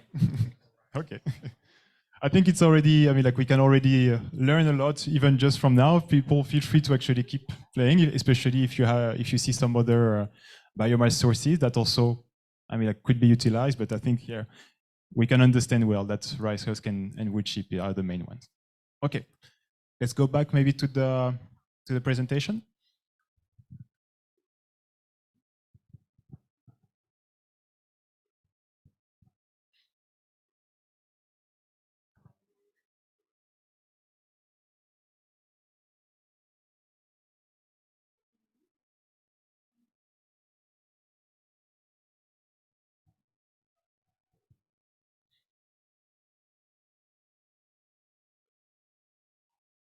All right. So now that we understand a little bit what are the main biomass sources and what are the different biomass sources and how they can be used and through what actually conversion processes. Now we look at sustainability itself. Sustainability through actually literature reviews, through I mean, like our further discussion as well, we have identified some key sustainability drivers that will be used to actually assess that sustainability of biomass through that assessment. It has to be understood that here we talk about sustainability itself. So I mean, like we won't look at directly like more technical parameters, like I mean, like availability. We won't look at cost. So we will actually look at mainly, I mean, like what drives sustainability biomass. This has to be understood. Those different drivers, whether they actually bring risk, but also whether they actually bring opportunities. So we have actually considered about 8 of them that we have actually grouped, I mean, like into like, let's say, bigger categories. So starting with environment, and I think this is that part that is actually most, let's say, common sense or at least understood by, I mean, like probably our participant here. So we will look at first climate change. Does the biomass source actually, I mean, like, allow to reduce the emission of greenhouse gases compared to the initial state? For example, phasing out of coal, but as well, if we are using other source of energy, so that would be the first thing we will look at from its combustion point of view, but as well, during all the process before. So we have discussed as well, if we need to transport it over like a long distances. So of course, this may actually increase the greenhouse gases emission. At the same time, also through the different conversion processes, we need as well make sure that we will reduce those greenhouse gases emission and therefore the emission factor of the biomass that is used. So that would be the first elements that we will consider as driver for sustainable biomass. We will look at as well nature conservation and impact on natural resources. So nature conservation, of course, the use of biomass as well, does it present a risk over natural habitats, such as, does it lead to a risk of deforestation? So that's something as well we will aim at avoiding. Does it as well have an impact on biodiversity? So that can actually directly be done through the, let's say, the land use change. But as well, on the other side, if we have agricultural production, use of chemicals, may have an impact on some, insect population. So that's the different type of things we will look at as well here in terms of conservation. And then in terms of natural resources, what is the impact or the opportunities that biomass will bring, the use of biomass will bring, particularly in terms of soil or water. So availability of the soil, availability of water, as well as the quality itself. Indeed, with the use of chemicals, for example, for producing that biomass, will it have an impact on the quality of the water resources or the soil resources as well? So those are also additional elements that we need to look at. Last point for environmental part, air quality. Air quality from the combustion processes, through the factory, but also upstream from the, the different conversion processes, as well as whether, the agricultural processes for producing that biomass will also imply some, let's say, open field burning that, of course, here is quite, dominant in some of our countries in Southeast Asia. Well, I think environment is something that is already quite understood by, in terms of sustainability for biomass. But we need actually to bring some additional criteria and looking at social aspects. So we will look at as well which people are involved in the production of biomass, starting from of course, in the value chain. So starting from the labor practices to make sure that actually all the people working in the biomass source from its production to this utilization, as well as the best, let's say, labor practices are used for them, whether in terms of remuneration, but as well in terms of working rights, in terms of health and safety at workplace. Other things, we're not only looking at the working, let's say, population, but as well the communities around, and make sure that the production of biomass as well, is respecting proper land rights for, at the production stage, but as well on the, let's say, for agricultural land, whether it has been respecting properly, the land rights of the communities, living around. So that's one of the points, as well as rural and social development. Those that use of biomass bring as well risk, but also opportunities for the rural communities in terms of providing additional revenues. We are using, for example, agricultural waste, as well as potential employment as well for those, local communities. So that's also something that we will look at together at food security. Food security is something that is, you can consider already the direct impact, especially when we use crops that actually may be used for food, but when the demand of bioenergy is important, there may be a risk of diversion of that actually food production towards energy. So that's something as well that needs to be well considered. As well, on another case, even for non-edible crops, if that agricultural land may be used for energy, bioenergy production instead of food production, especially in countries where there could be the food security may be actually, let's say, present high risk. So this is social part that needs as well to be considered together with environment. And as a transversal criteria, we look at as well, governance and legality, and making sure that the whole biomass production and utilization processes are actually in line and compliant with the different, of course, local and national laws, but as well in line with the best practices, ethics and compliance. So those are in overall, that's the 8 sustainability drivers, key aspect that we have actually identified, to be assessed through, in order to get, let's say, the best, to screen the biomass sustainability. And that's also something that we will like to discuss with you over the different breakout sessions, how we can actually, what is important, what are the key criteria of those different drivers, and how they can be assessed by the factory owners, by the biomass suppliers, or producers. Next slide, please.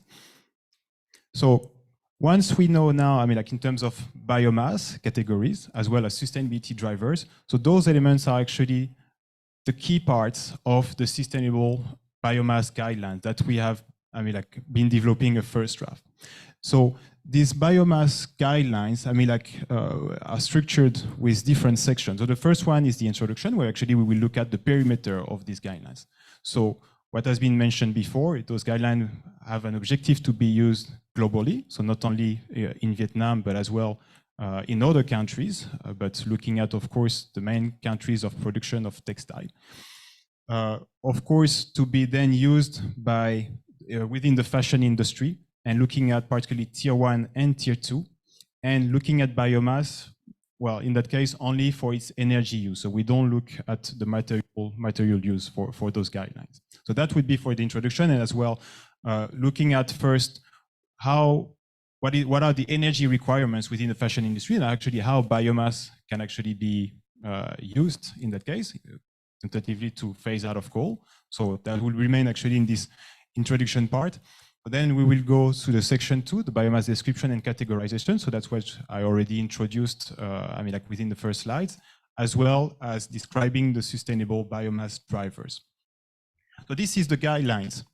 In addition to the guidelines, we will be developing a risk assessment tool that will be used with the objective to be used directly with the, with the factory owners.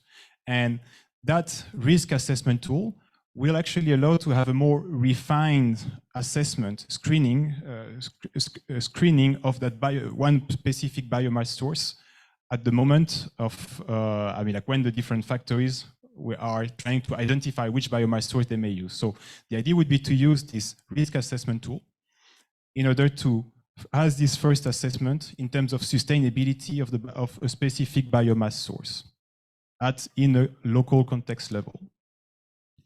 And so that would be section 4, and I will explain actually a bit more in the following slide. And finally, in terms of section 5, so we are talking about sustainable biomass guidelines for sustainability assessment. That section 5 will help actually understanding why we need to do this sustainability assessment and at what stage. Of course, this sustainability assessment doesn't come alone. This will come together with technical feasibility, with economical and financial feasibility as well. So how do we actually plug that sustainability assessment? What stage, what timeline, in terms of the process of biomass sourcing for the different players of the fashion industry. So now I'm going to actually zoom in that section 4, risk assessment for biomass source, and we can go already to the following slide. So that risk assessment tool would be, let's say, a more refined tool to screen, let's say, that sustainability of a particular biomass source, as it has been, let's say, when it will be, or the biomass source will be already identified by the different factory owners. At the moment of, let's say, changing their energy supply. So the objective would be to gain understanding of those different sustainability drivers for that specific biomass in terms of production, but as well in the whole value chain. And indeed to facilitate the decision maker to actually take decision in terms of biomass selection, also related to its sustainability. So not only technical or economical aspects. That will be also important in order for the factory owners to engage with the biomass suppliers and to be able to check with them and ask them about those different sustainable criteria by gaining that understanding on those different sustainability drivers before. So that tool will actually help them to engage in terms of sustainability assessment with the different biomass supplier. So when and who should conduct the risk screening? So actually that risk assessment tool is targeting the factory owners at the moment of phasing out of coal or their source of energy for using biomass. The idea is that they could actually use that tool to actually screen the sustainability drivers that we have discussed before and identified where they are actually potential risk in terms of sustainability.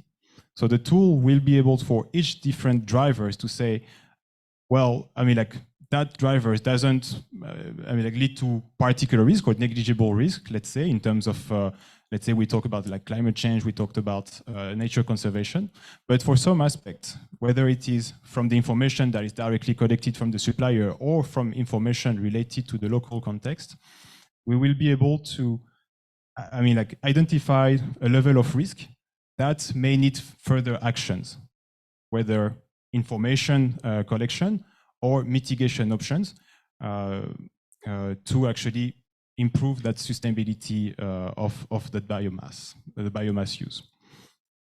That can be used for factories that are willing to make a shift from, let's say, fossil fuels to biomass, but that can also be used for factories that are already using biomass, first to understand, indeed, to be able to make that sustainability screening of the existing source, possibly to gain more understanding, but possibly as well to shift to another biomass source or possibly another biomass supplier that would actually, be able to guarantee more sustainability of their biomass.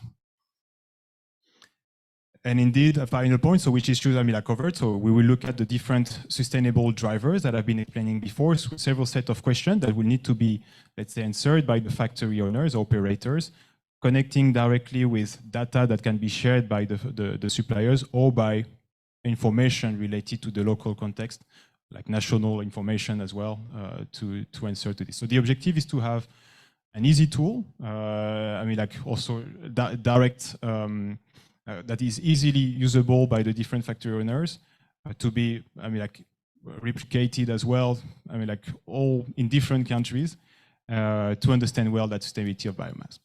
So this would happen into three main steps. So the first one, risk identification. Understand what final product of biomass we have and what was its origin. So we mentioned before, so we have the final product, whether it could be charcoal, it could be wood pellets, it could be even like bioethanol. So we would need to understand well what was its primary source. So that would be the first part, the biomass source identification. Then we will go through that risk screening, understanding well, what are the risks or opportunities through those different sustainable drivers that I've been explaining before. And once we reach that, we will have, let's say, a first output, understand, be able to, for each different drivers, whether they present a negligible, low, medium, or high risk in terms of, sustainability for that specific biomass source. And once we have this first output, we have, of course, the options to go into, so that's the third step, risk mitigation, and actually to be proposing some mitigation options to reduce that risk level, and therefore to present, let's say, a better output in terms of for each different risk, and use that risk from that would be high or medium to at least try to reach lower level of risk. So that's actually a risk assessment tool. It's something that we like to discuss with you, in the coming breakout session, looking at the drivers, looking at how we can actually assess them, and that's why your participation would be very much valuable, because that tool is actually to be used by factories, by the different people involved in that biomass value chain, and we hope that it is the most that would be the most easy tool to be used, and that all drivers can actually be properly assessed and screened, and we need to find the best value approach as well with you. So from now on, I think I would like to open for question, anyone here, before we go to the breakout session room and actually look at more into details of specific drivers with the people here. How do we assess them? What are the key topics that needs to be assessed? And and all the comments that we can actually receive will help us to actually improve those different documents. So next slide, yeah, question answer already. So I'll let a bit the floor for any questions. After that, I will explain how we will work through those different breakout sessions. First, how we get organized, how people, which room we have to go, and what would be the, the instruction, what we will ask you actually to, determine with us in terms of key questions and key topics that we will look at together. Right. Any question here? Yep, please.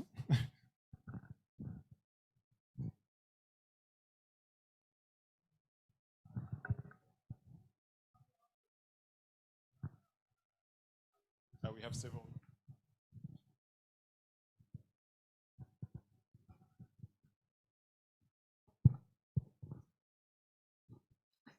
Thank you for your presentation. I'm from Room USB. The company belong Hwasum Enterprise, and because I'm very interested with your risk assessment, so I have two questions. The first of all, when we use because our company have the plan to use bioethanol instead of diesel, so we are consider about the short of bioethanol curve. How can to know they use the fossil fuel from petroleum or they use the true method by bio? Yes. And the second question is because I see on the survey you have the smart solution for biomass. We have the limit biomass, so we will plant the tree and use this tree for biomass. If I'm wrong, and then how can to demonstrate on of the tree used for biomass grow by us, or someone to take advantage and use the illegal wooden rubber forest, and they say that this is from the biomass. I'm not so sure to have understood actually the second question. The second question is because biomass is limited, so you have the solution to plant the tree and use that tree using the biomass, right? And my question is how can to traceability and demonstrate on of the tree you from your farmer. You biomass is not from the illegal forest. Dạ, em xin lỗi tại vì tiếng Anh của em nó không ổn lắm nên em xin nói lại tiếng Việt của câu thứ hai. So sorry. Có nghĩa là tại vì em có thấy một cái biện pháp rất là hay, biomass của mình nó sẽ mang tính thời vụ và nó mùa vụ và nó sẽ giới hạn. Tức là mình không thể sử dụng biomass mãi mãi, thế giới đang phát triển thì mình có một biện pháp, tức là mình sẽ trồng biomass những cái cây nào đó, sau đó thu hoạch nó và mình dùng nó là biomass thành sinh khối. Nhưng làm sao để mình biết được tất cả những cái cây đó thì nó là biomass do mình trồng, chứ không phải là từ những lâm tặc người ta vào, người ta chặt rừng hay là người ta tận dụng những cái nguồn khác, người ta sẽ ghi dưới tên là biomass. Dạ. Dạ, cảm ơn chị. Ý là làm sao để biết được.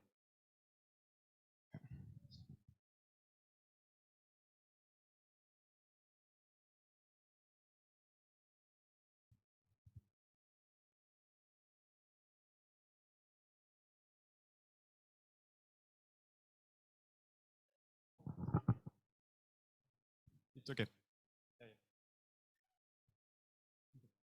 Let me answer for the first question. So the first question was related to the use of bioethanol as direct option. For phasing out of diesel. So the idea as well through the guidelines is that we will look at as well those different biomass let's say usage. So not only let's say for direct combustion into boilers, but as well all the type of biomass that we may use it into engine as well. So we will look at the whole spectrum of bioenergy to be used in boilers, to be used in engine, to be used as well in gas turbine. So that would be part as well of the options for that risk assessment tool. For the second question, related to how do we ensure that actually we have all the information related to the the biomass suppliers, depending of the different season, right? So first, the idea is that we don't use that tool only for one specific biomass source out of the time. We can actually use that over let's say, several biomass sources, comparing as well the sustainability of those different biomass sourcing together. And of course, this is an exercise that can be actually replicated over time as well. So if at some point you need to change your biomass supply for another source, the tool will actually be able to be used again, and therefore, I mean, like, assess that sustainability of that second, let's say, biomass that is used later on. Her questions is not only regarding to the seasonal, but also like how to know that if the source of the biomass it come from the deforestations, illegal deforestations, or how to trace back the whether it's a sustainable source or because like it's a seasonal and you need to make sure that if it's already off seasons, then is there any others replacement? Alternative. Okay, so one key element as well, especially when the biomass source has been, a biomass supplier has been already identified, would be to engage with that biomass supplier, right? To understand well where that biomass comes from. And we have also started to mention about it before, traceability. It's something that is really important.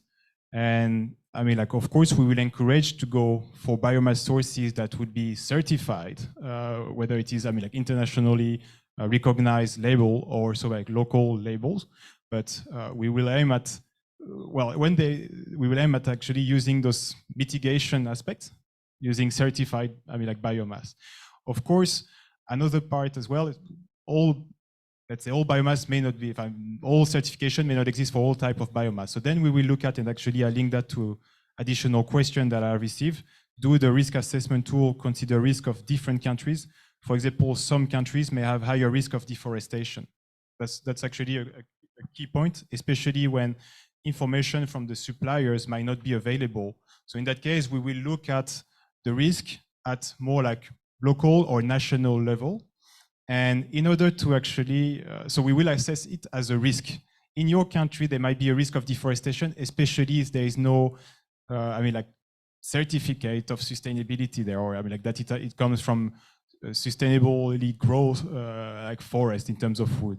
So if we don't have the information for the supplier about like specific production, of course, we will use, let's say, more local, national data, and to be able actually to provide the level of risk for that specific driver.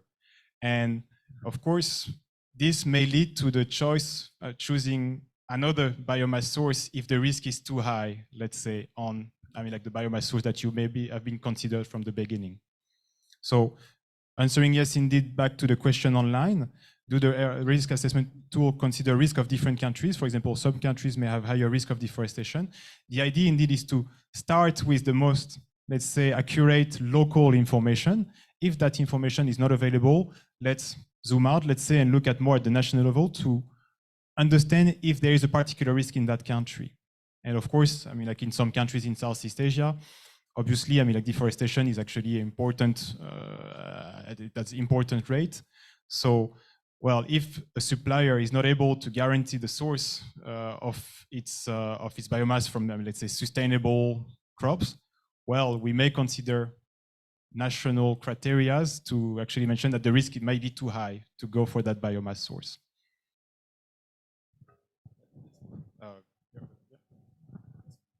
Yeah. First, I love your company because you are good in data. You're excellent on that. And my dream, as a brand, working with many countries, my dream is to facilitate my job. And so, do you think in the near future, very near future, we can dream of a kind of same thing we have for responsible compensation on living wage, where we have quarterly data update for Binzwang, for Wuntao, of let's say the maximum of data available in the market, with geopolitics or whatever. That means we don't need every time to have all the local data, and we can go quite quick to build some strategy as a brand or as common brands like together with Adidas or with VF, and pushing the same message quite quick, without waiting each supplier to fill all the data, maybe taking 3, 4, 5, 6 months. So you get my point. My dream is really to facilitate our job in terms of going quick. Our target is 2025, without making too many mistakes, and also being able to explain why we put this strategy in front of any NGO, any stakeholders that is asking us why we are doing that. So clearly data is a clear point, right? And especially when it's not available, I mean, like in a quick, like a quick manner from the suppliers. In the different set of questions that we would have in the risk assessment tool, we will aim at guiding already that answer. And guiding that answer, that also could be by bringing some, let's say, well-recognized sources of information. So obviously, well, that tool is not only to be used, I mean, like for Vietnam at a particular, let's say, province, but bringing, let's say, well, when we look at national level, so that would be already starting to use some, let's say, national or global index that generally we have like interesting information for at the national level. But obviously, if at the local level, even, or let's say provincial level, we have as well that information available, that's something as well we would try to, we could like to link actually for guiding that answer. So yeah, for example, we will have a question, I mean, like, does the use of biomass, I mean, like, comes in a region where actually there is a high rate of deforestation, for example. So of course, if that information is not able to be, let's say, I mean, like, replied by the supplier, so by guiding that answer through, I mean, like, providing, let's say, sources of like available, publicly available data, national level, ideally indeed more local, but as much as possible. So of course, providing the data would also something that won't be bring directly through the tool itself or through like ERM, but that's something that we would need to make, well, if it can be provided by specific statistic, let's say, services, national services like this, of course, that's what we would like to link it with. Yeah. I have a second question. We still had the question over there. Yeah, just a second question quickly. In your segmentation of the biomass, where do you put wood from rubber plantation or wood from, let's say, a fruit plantation? That's a very good question, and actually we discussed already during the first, I mean, like the first session we had in Cambodia. So, well, in the category 3. So let me go back. So agricultural residues, residues from agricultural processes. In that case, we consider that, I mean, like the main product of that agricultural process is the fruit, for example, and the wood the dead wood would be a byproduct of it. So that's why we consider it as number 3, not at category number 1 when, I mean, like let's say the tree is directly cut in the forest, or in category number 5, where we would have actually the wood from like directly like the wood processing industry for, I don't know, like wood that can be used in construction or furniture, for example.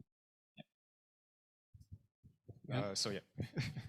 So thanks for making this comprehensive guideline and the risk assessment tool. I have a question around that comprehensiveness of the guideline. I mean, this is meant for self-evaluation or self-assessment to be used by supplier, company, manufacturers. So how do you see this? How do you see them filling out this information against those set questions? Because it's very comprehensive. We have touched base on some of those questions like origin of biomass, is GHG emission potential, or maybe the emission factor associated with it. So are you planning to provide that more guidance to them, or trying to make it like even more concise, which can be helpful for manufacturers to fill out that information? How do you picturize them? That's one. And another follow-up question. We have seen mainly E, S, and G related indicators over there. So if I ask you a question among E, S, and G, where you want to focus more, maybe on E or S and G, or it's like equal emphasis on all 3 aspects? Thank you. Okay. So for the first question, I mean, like related to the comprehensiveness of the tool, well, the tool is actually aimed at first screening. So, I mean, like we will have a biomass source to understand where there is a risk. A risk is not directly a consequence. So we will look first, is there a risk in terms of, I mean, like deforestation that will be, let's say, increased by that use of biomass, or a risk related to loss of natural habitats or air quality. So it's a first screening that would be based on, let's say, available data, easily available data, whether it's already directly available from suppliers, but also more, as we mentioned before, like from publicly available information related to the country, or more like specific to a specific province. So that's a first screening tool that, in the case really high risk for specific drivers are identified, well, if you still want to use to go further with that use of biomass, like a deeper audit would be actually required. But this audit, this deep audit, is not, let's say, it would be the following step of that first screening. So the first screening, well, understand, is there high risk for specific drivers? Let's imagine you score green, low risk for all the sustainable drivers. Then, I mean, like it's a good sign that you can actually keep proceeding. If you have actually, well, if we, through that screening, we identify like several high risk for some drivers, well, and if you still want to pursue actually with that biomass source, you might have actually to go for a deeper audit. That, I mean, like that is a following step actually. Just on that first part, mainly the question is more on how manufacturer will provide that information, provide in the sense, use that information for self-assessment, because most of the time this information is available with, I would say, supplier, farmers or companies who provide biomass. So how you see this information being used or being collected by the user of this risk assessment tool? That's actually the question.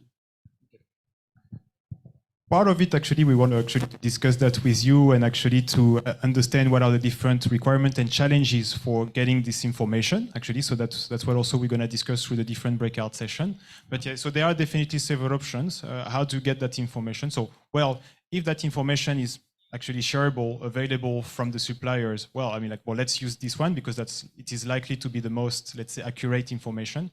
But again, if, for example, no suppliers have been identified yet, or if the information is not available, we could look at more, let's say, local or national statistics, well, for those specific criteria that we would consider through the risk assessment tool.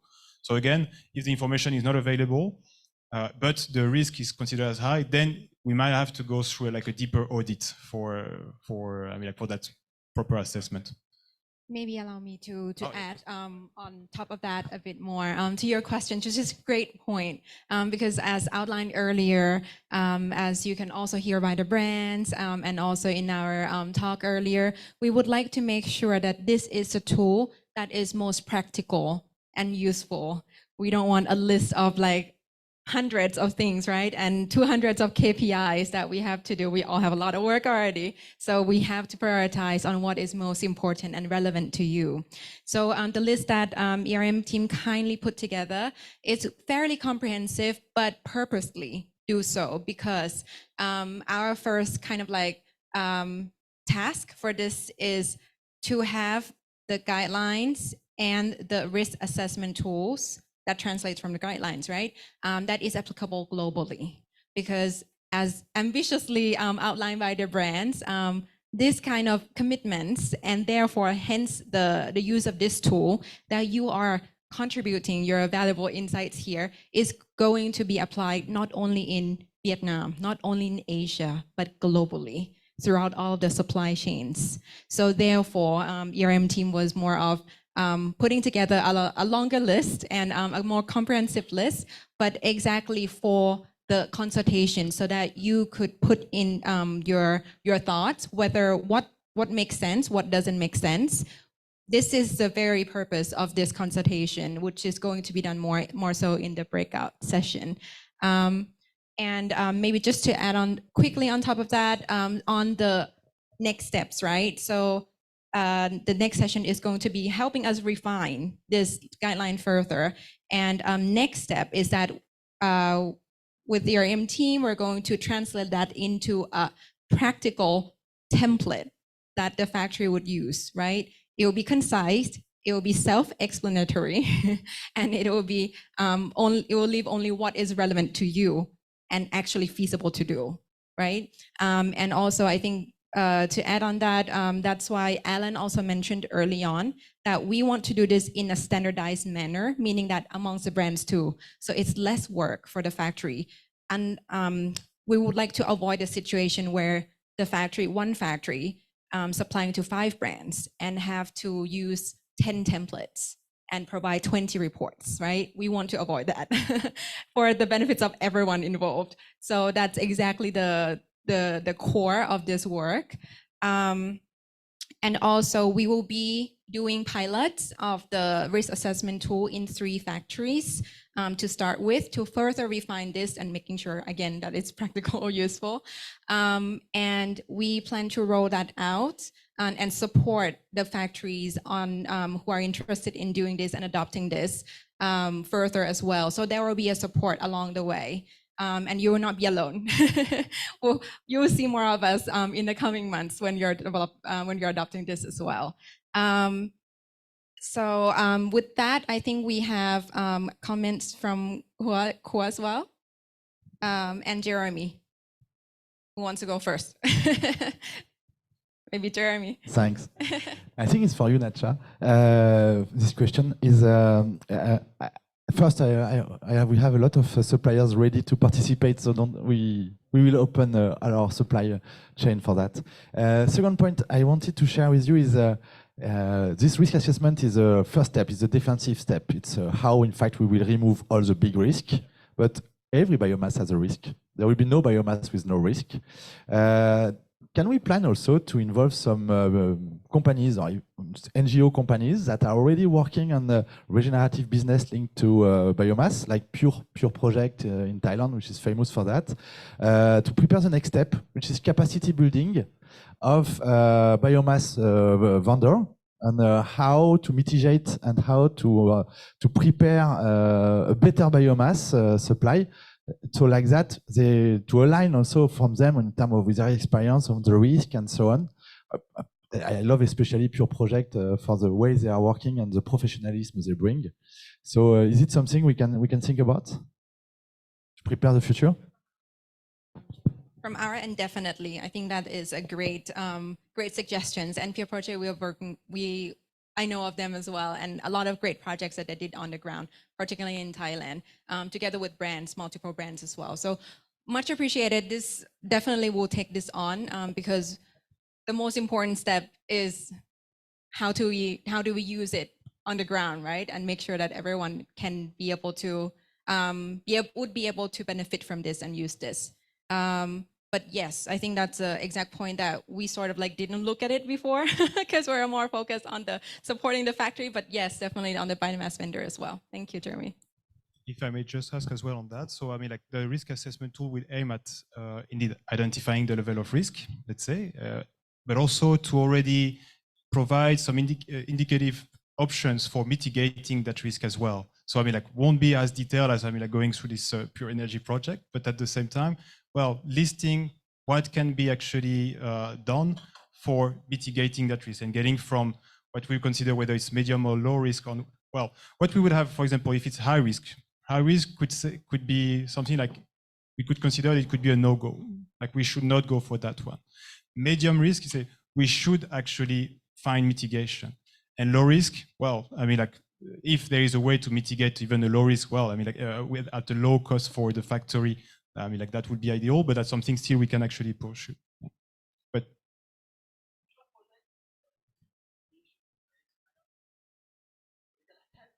okay, okay, understood. All right, and maybe last question, yeah. Yes, actually, my question is quite similar to the question from Jeremy, especially the information available for the brands to access, even not only the brands, but also the facility as well. Because for the risk assessment, I understand the manufacturer, it means our facility, they need to do assessment, right? Some case, you know, that if the qualification of assessor is different, so then, okay, when they do evaluation, two facility do the evaluation for one, the result can be different. One can be high risk, one can be the medium.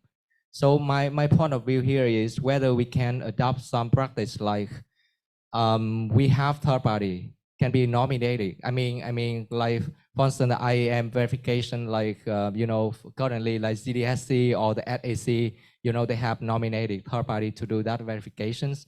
And then if the market we have that, you know, third party, so then facility they can nominate a third party, you know, to do evaluations, and that result can be, I don't know, can be disclosed into the platform. So then that platform can be shared to everyone, right? So then facility, once they want to use this, I mean, biomass vendors, okay, they can know the risk from vendors.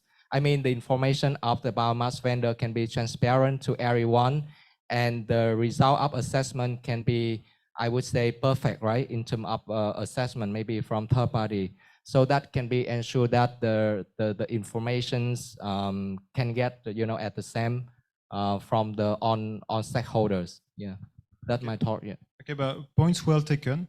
I think still what we need to consider is that this I mean, like risk assessment tool is the tool for a first screening. So that's something that needs to be implemented easily directly by the different operators, and actually on which whoever does that I mean, like that assessment, well, we need to actually be able to guide properly those answers. I mean, like in providing, I mean, like the right structure so that, well, the answers won't differ so much between whoever actually make that assessment. So the idea is to actually bring already the evaluation method as well as elements to actually lead to that answer. And the objective would not only to answer like yes, no, medium, high risk, etc., would also to actually provide still justification. So actually to a level of risk, well, how did we get to that actually answer? So actually I mean, like the justification of that answer should actually be provided in that assessment tool, even if it's on a high level perspective. I think we may stop here for questions, but we will have actually a lot of time in the following session, the breakout session, to like go more into details of those different drivers and which main criteria has to be actually considered. So going to the next slide, I will actually introduce the different breakout session. Our attendance here will be divided into two groups from what we have actually informed in the registration list. We will actually, so the registration list, you see that you will be assigned to specific drivers already. The drivers that I have explained in the previous slides, well, several groups will look at 2 to 3 actually drivers together, out of which we will look at what are the key criteria to assess that driver. And we will have actually like a long list, let's say, and what was mentioned already by Nacha, we want to see which ones are, let's say, the top priority, the key ones of like in this context, but in the context of of your own operations. But the key ones will be actually the one, we will put more emphasis in terms of evaluation. Once we have actually, let's say, identified those key ones, the idea would be to discuss with you what are the different challenges, what are the different requirements for evaluating those criteria, and therefore start discussing about what could be the evaluation approach for them. So on the shortlisted one. So the idea indeed would be to identify what are the key criteria for evaluating that drivers and how do we evaluate them. So those would be like the two tasks of our breakout session here. So going to the next slide, I will, next slide, please. So we have actually 3 groups, including 1 group online, and we have, so each of you by doing the registration at the beginning of the session, you have chosen already which drivers you like to work on.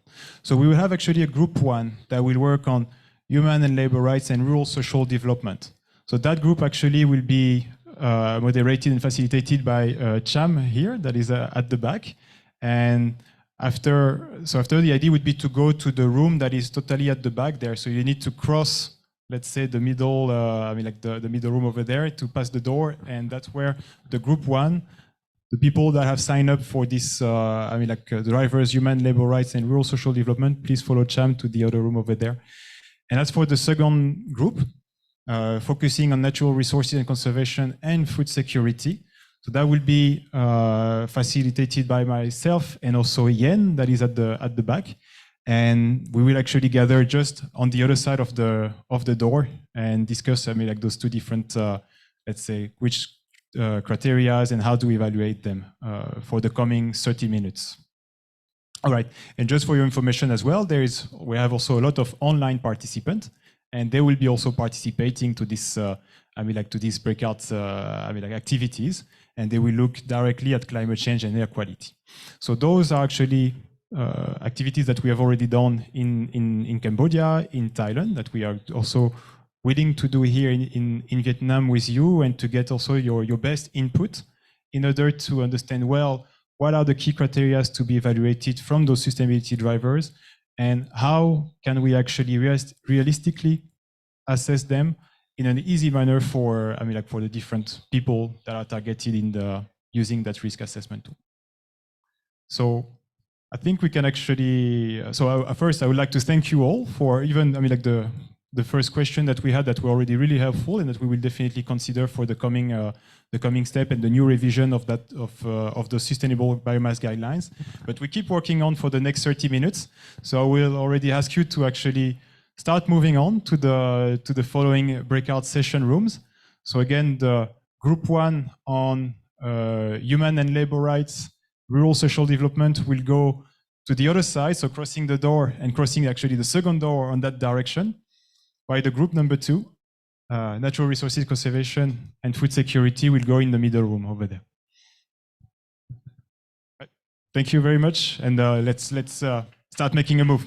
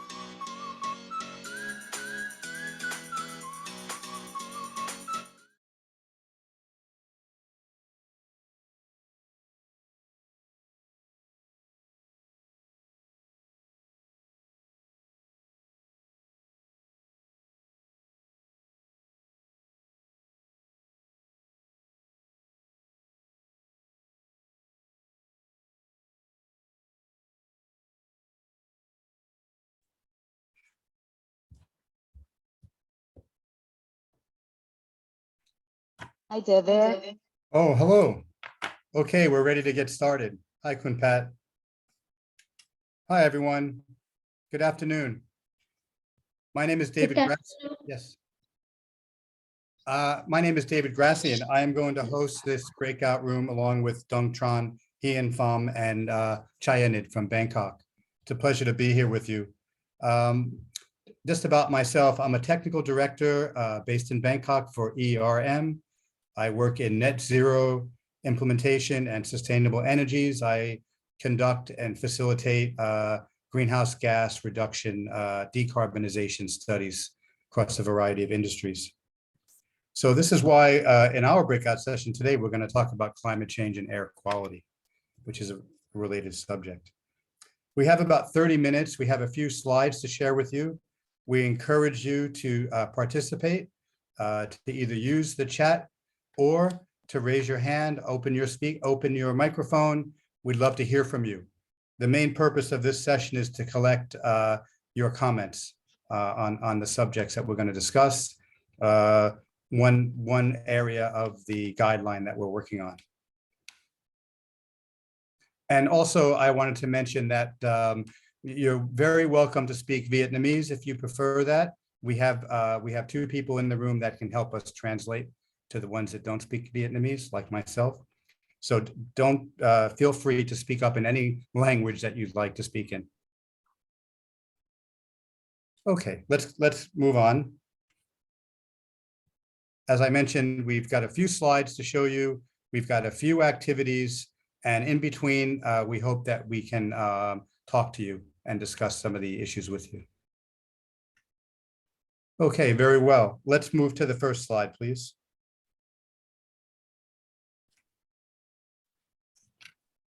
Whenever you're ready.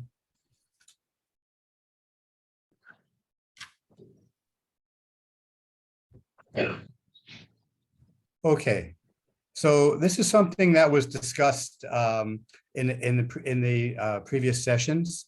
These are the drivers that we've identified for this for the guideline, for the Sustainable Biomass Guideline. You can see they're broken up by E, S, and G pillars. And for some of the guidelines, for some of the drivers, we have sub-drivers as well. So in our session today, we're going to only focus on climate change, which includes greenhouse gas mitigation and climate change adaptation. And we're also going to talk about air quality in this session. As we mentioned before, and I took note of what Alan Chin mentioned before, that there's a number of drivers, and we recognize that we need to take a holistic view of the sustainability of different biomass sources, and not just focus on one or two drivers, but try to understand the big picture, which is what we're attempting to do here with our guideline. Okay, next slide, please.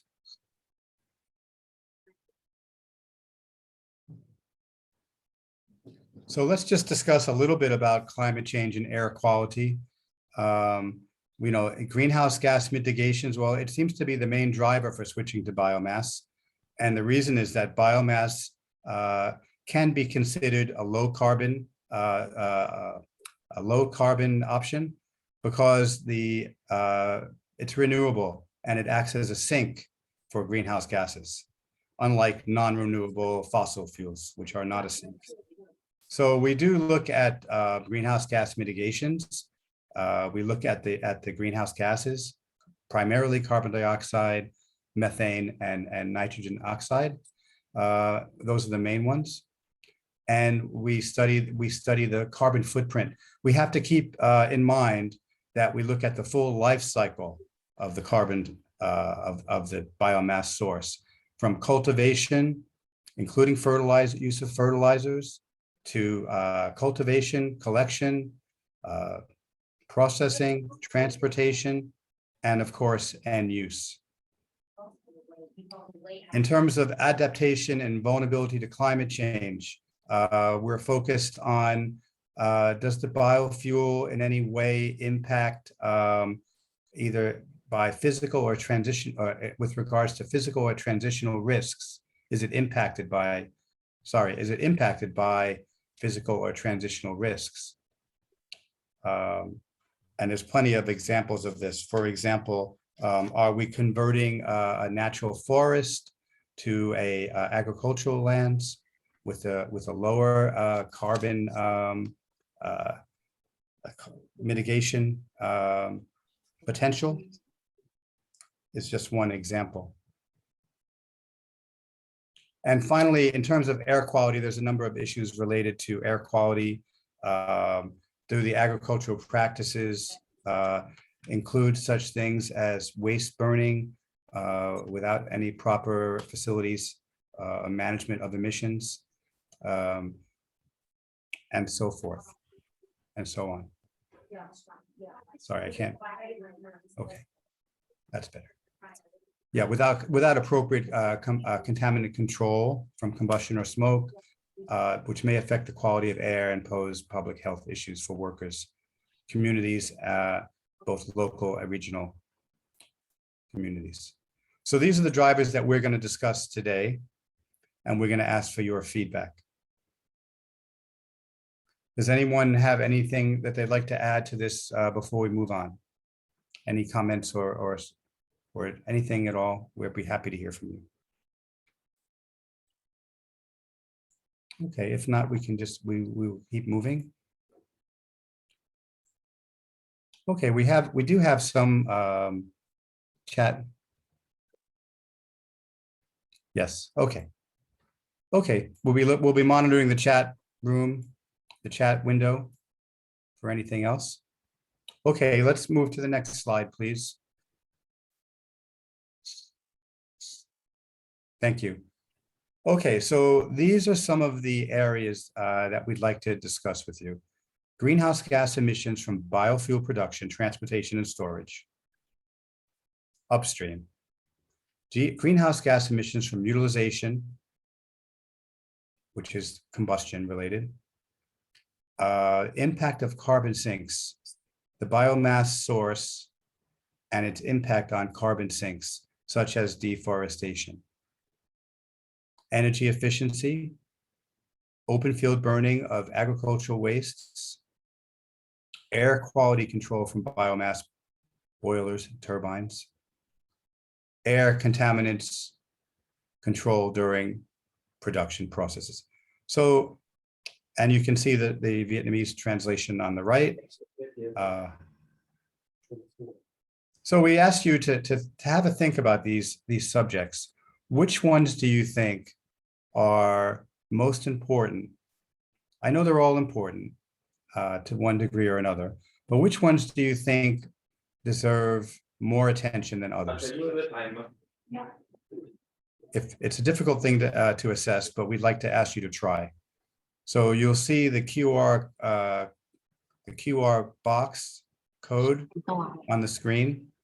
Please take a moment to open up the website and select the 3 most relevant topics.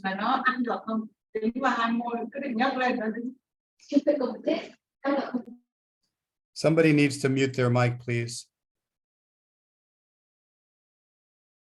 Okay, so we'll give you a moment.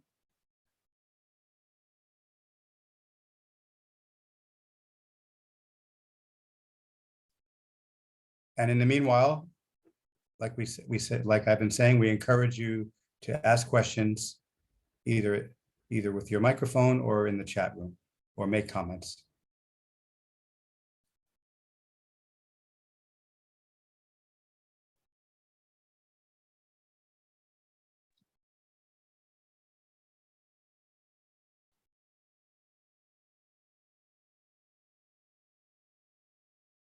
Okay, and we'll take a look at the results as they come in.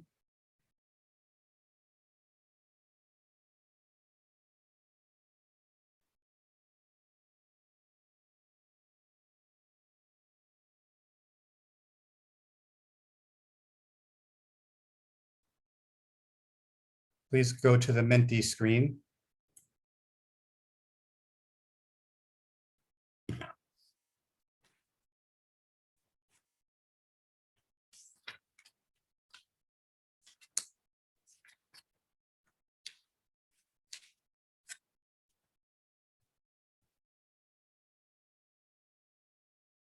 Here we go. Very good. Thank you, Ian. Okay. Yes. Hello. Yeah, hello, David. I can see on the chat box there is some of the questions. Oh, great. Audience. Let's take a look. Yes. And so the first question is regarding to from the capacity of supply. We will have solution plan to avoid cutting down forests. This related to climate change. Yeah. So, Yeah, that's a good comment. Your microphone is quite vague, is quite faint, Ian, for me at least. But I can see the questions. I can see the comments. It's true that that we need to assess the potential source of biomass and the capacity, the full supply chain. Absolutely, we couldn't agree more. And something that Luis mentioned earlier was that there's sort of different stages. There's the raw material, the biomass raw material, and everything that's entailed in cultivating it, growing it, collecting it, treating it. And then there's the final product, which is a fuel. It could be a biofuel, could be a liquid, it could be a solid, it could be it could take many different forms. It could be a gas, right? So when we look at the life cycle, we have to look at all the phases of development, the full supply chain for the biomass. So we totally agree with you with the comment. In the meanwhile, let's take a look at the results. So energy efficiency seems to be getting a number of votes, and there's a direct link between energy efficiency and greenhouse gases. As a matter of fact, many of our studies, we combine the two when we do our carbon reduction or decarbonization studies. So energy efficiency is most definitely an issue, and it's also an economic issue, of course.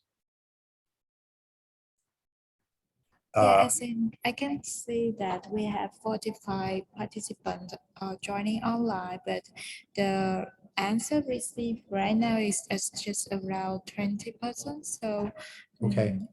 Yeah. Yes, maybe we should give them, we have some time. Let's give people a few more minutes to use their phones.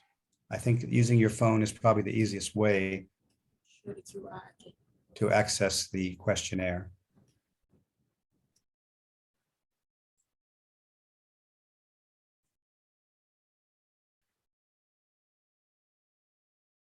Right. So let me take some time to translate from English to Vietnamese. So for the first options, it means that, so let me switch to Vietnamese at this moment. Cái lựa chọn đầu tiên là liên quan tới khí nhà kính phát sinh từ hoạt động sản xuất ra xăng sinh học và trong cái khâu vận chuyển, lưu trữ cái nhiên liệu sinh khối này. Cái lựa chọn thứ hai là liên quan tới khí nhà kính phát sinh từ cái việc sử dụng và đốt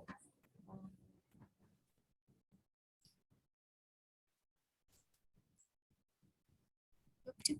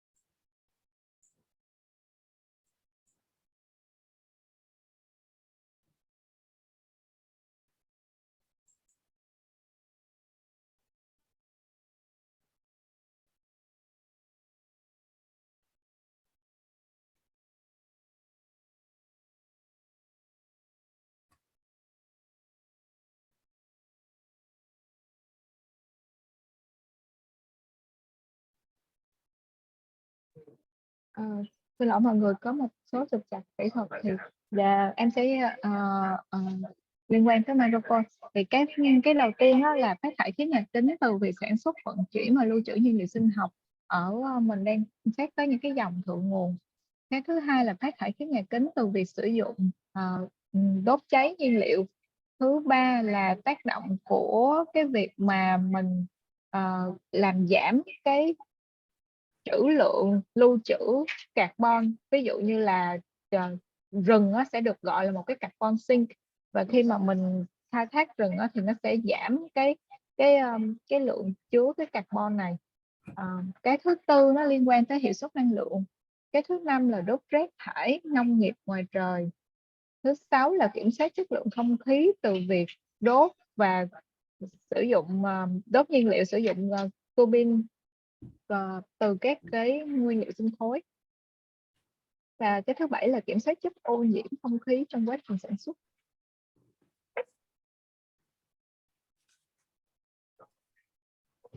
Okay, here come some more votes.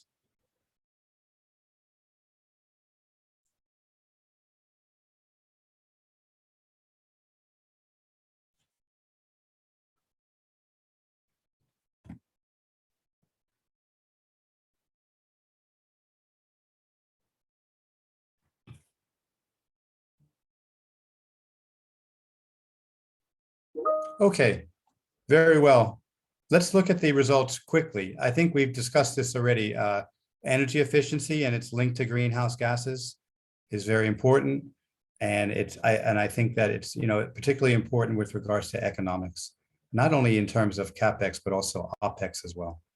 So energy efficiency it tends to be a win-win when it comes. David, so it's been a while, and I think that there is no change on the result for the voting. So let's just sum up that the most voted is regarding energy efficiency. The second is greenhouse gas emission from biofuel productions, transportation, and storage. And the third one is impact of carbon sink. So based on that, then we move to the next discussion. Yes, sure. Fine. That's great. Okay, let's move on then.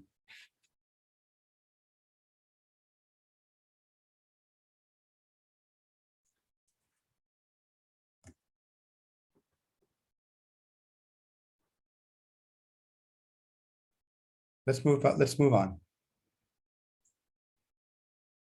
as you suggested.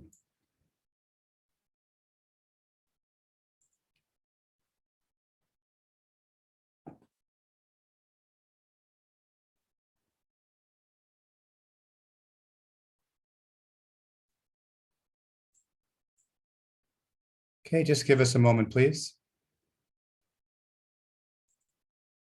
Yes.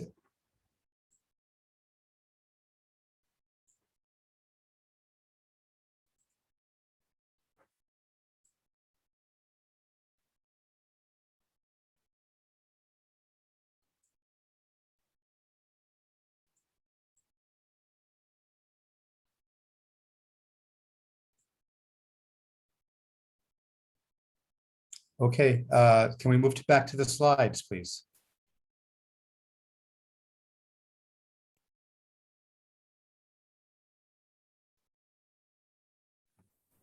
I think there may be a technical issue on the ground. If we could just hold for a couple of minutes.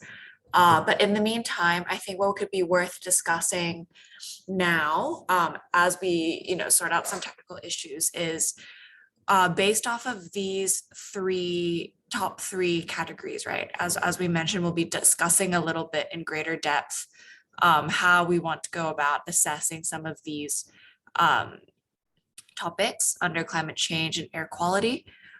So maybe David, if you would like to start leading the discussion, and we can take notes offline as well, so that the participants can start discussing, whether that's through the microphone or using the chat function.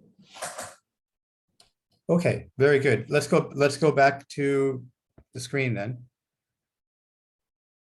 Okay, so we've been talking about some of the issues related to climate change and air quality, and we've seen a lot of interest in energy efficiency, and we've also seen interest in greenhouse gas emissions. as mentioned earlier, greenhouse gas emissions is the primary motivation for using biomass in the first place. But we can't just assume that the biomass is a net zero source of carbon. We have to look at the life cycle, and this is something that I think everybody agrees with. Does anyone have any comments on life cycle analysis of greenhouse gases for biomass sources? Please let us know your thoughts.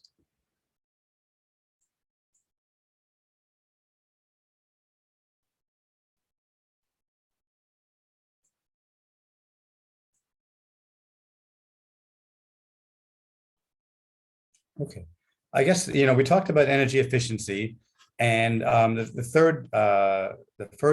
third most popular subject had to do with impact of carbon sinks. And we can understand why that would be a concern of people, is because it negates the whole purpose of using the biomass to begin with.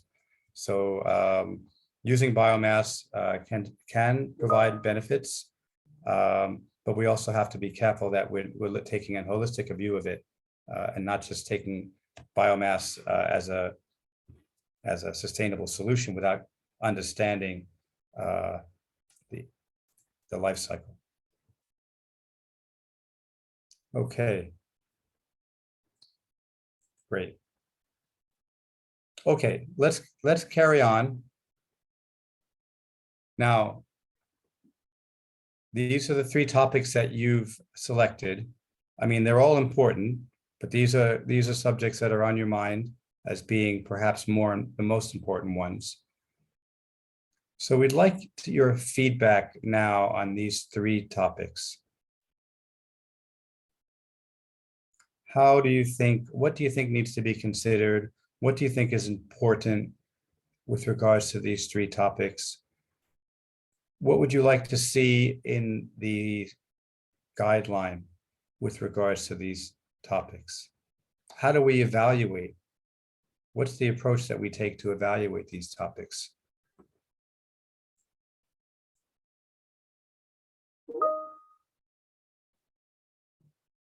Okay, so we'll do one more survey now.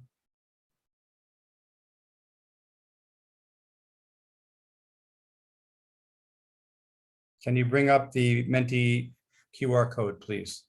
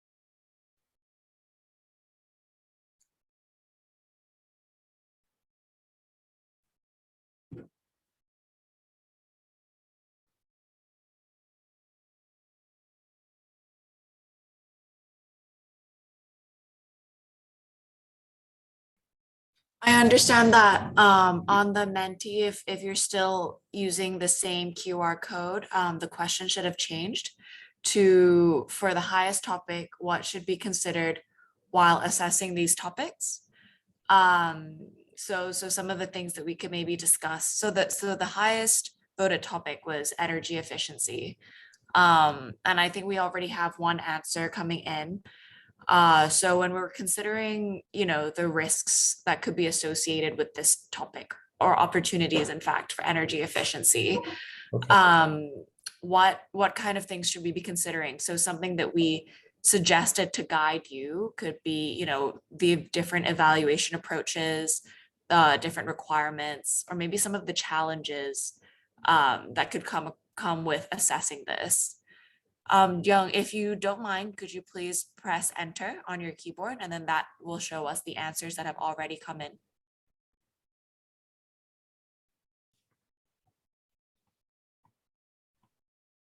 Great. And for those who may have closed Menti already or may not be on the presentation, you can scan the QR code at the bottom of the screen and to enter this question as well. So we're getting some answers coming in. Maybe if we see a couple of answers on challenges, if you could maybe expand a little bit on what those challenges are, that would be really helpful to kick off some of the discussions. Back to you, David. Okay, well, energy efficiency is one of my favorite subjects. So I'm glad that we're focusing on that. Interesting comments so far. I thought it was a really interesting presentation by the gentleman earlier today when he showed us the energy content of various biomass sources and the performance of boilers when you blend biomass with coal. I thought was very interesting. So it's interesting to see this comment on quality of biomass, caloric and content and ash content. Yes. So in terms of energy efficiency, what does that mean? We have to think about that some more.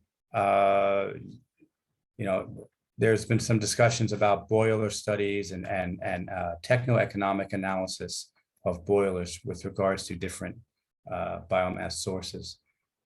It's not the subject of our of the guideline, but it is important, obviously. And then there's discussion about, on the far right, we can see a discussion about energy demand across the supply chain. And which is why we would encourage locally sourced biomass clearly, and as local as possible to minimize the transportation costs. And it's also related to air quality as well. So they're all interrelated, aren't they? Okay. Yeah, so when you're comparing two different biomass sources, you need to look at the full supply chain. Locally sourced is preferable. What else can we say? There are challenges to energy efficiency. So when we talk about energy efficiency in the garment industry, in the textile industry, we're talking about mostly, I think we're talking about performance of the boilers and of the steam system.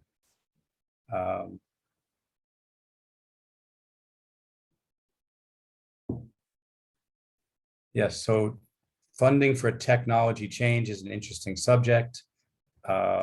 It's not something we go into in the guideline, but clearly you can't separate the economics from the technical and the environmental considerations. In terms of funding, I can only imagine internal funding. I'm not really that aware of external funding and grants for the use of biomass. So I can't really address that.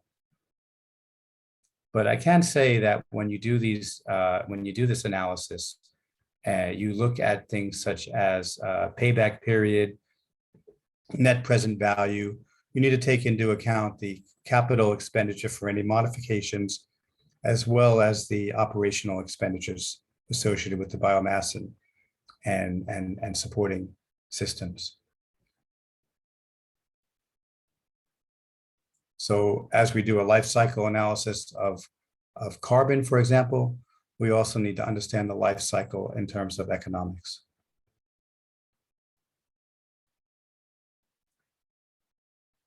Right, so yeah, and in terms of the program, in the guideline, we discuss the program for implementing a change. It's really about change management. And there's a lot to that. Decision makers need to be well informed to make good decisions.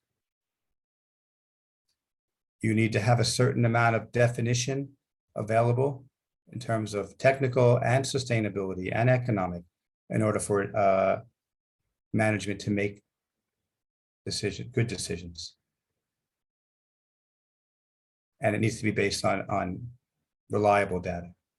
So the comment on the bottom right is interesting. Right. And normally there's a life cycle. I mean, it's a project, right? It's a management of change, and it's potentially a project. So there's different phases of the project. There's conceptual analysis. There's detailed engineering, potentially construction, procurement, and then there's implementation.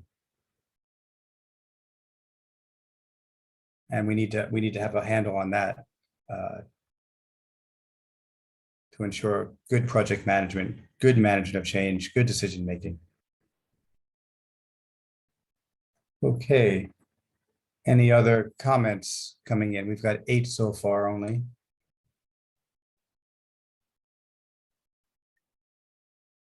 Hi, David. Yes. Hi. Yeah. I just would like to share some experience and comments to our assessment tool.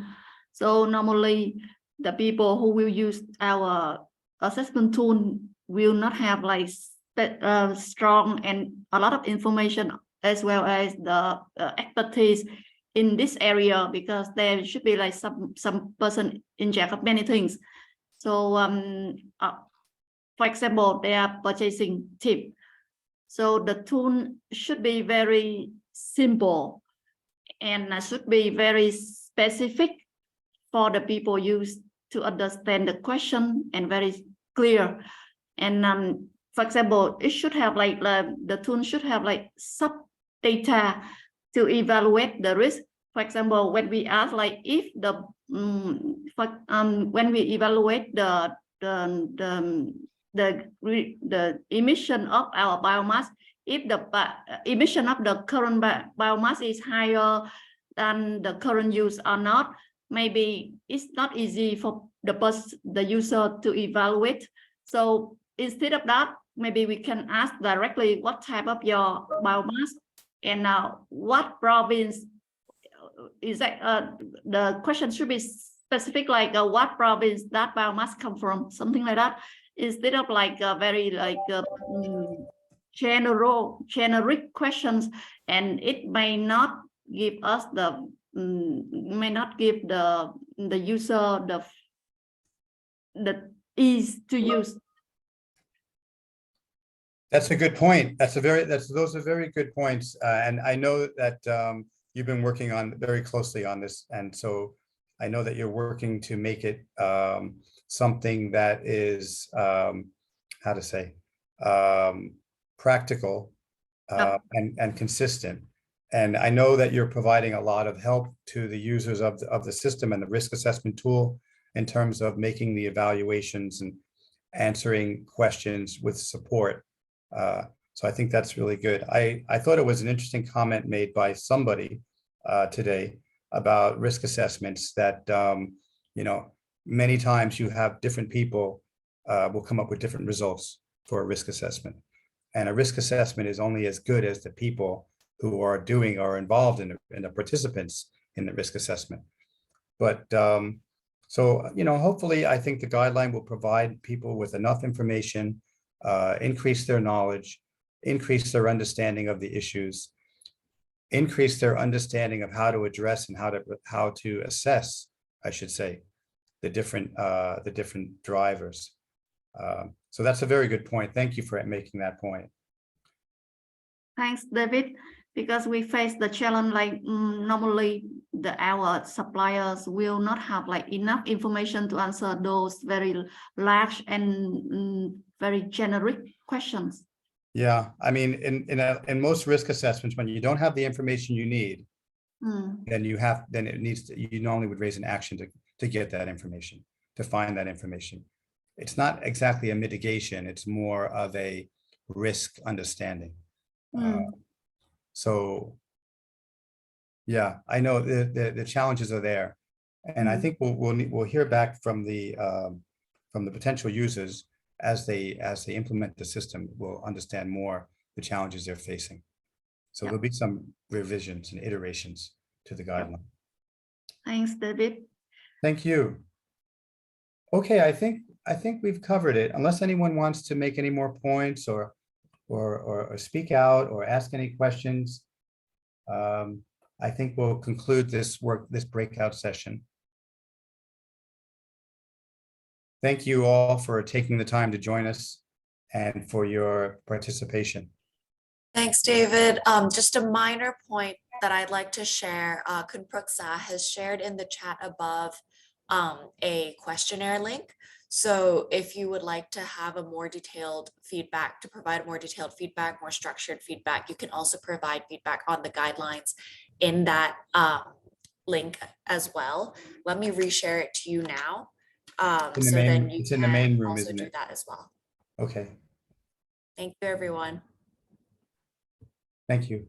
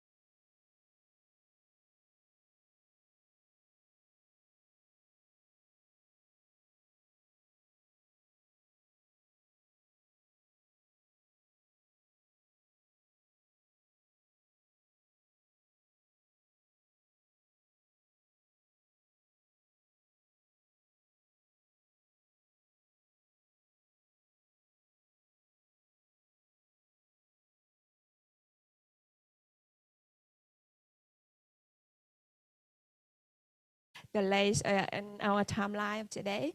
And please be assured that all of your comment and feedback and input will be taken into the considerations and will be consolidated when we finalize the biomass guideline. Okay, we go to the end of the event. I would like to invite Mr. Sitisak, the Senior Regional Energy Advisor, to deliver the closing note, and then we will proceed with the networking lunch.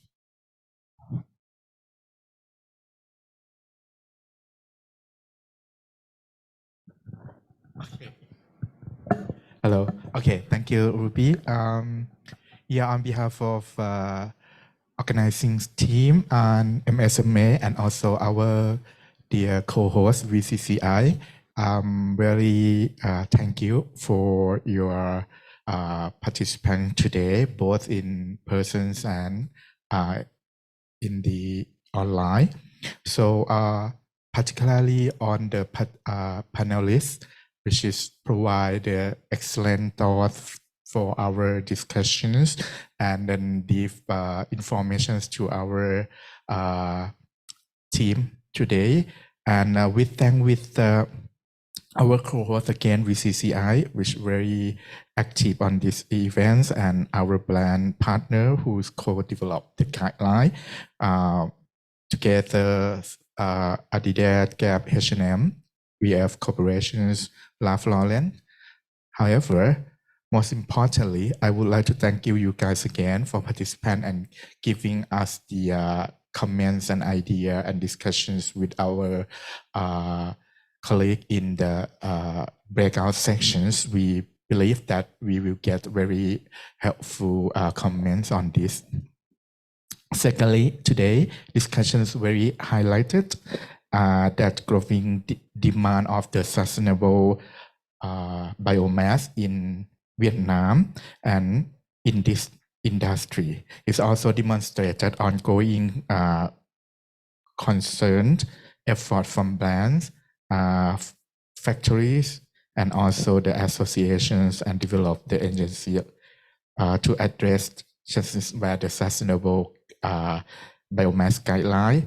So hopefully we will get the guidelines soon, and we look forward to continuing this dialogue with you guys for the next step and next event. So yes, thank you very much again. Thank you, City Staff, for delivering the closing note. So now will be the lunch with the restaurant located in the 6th floor, and the hotel staff already over there to give you the direction to the restaurant. So please enjoy the lunch and have the networking on together. Thank you everyone for your participation again. Thank you. You finished, or do they have any afternoon session? I don't hear about.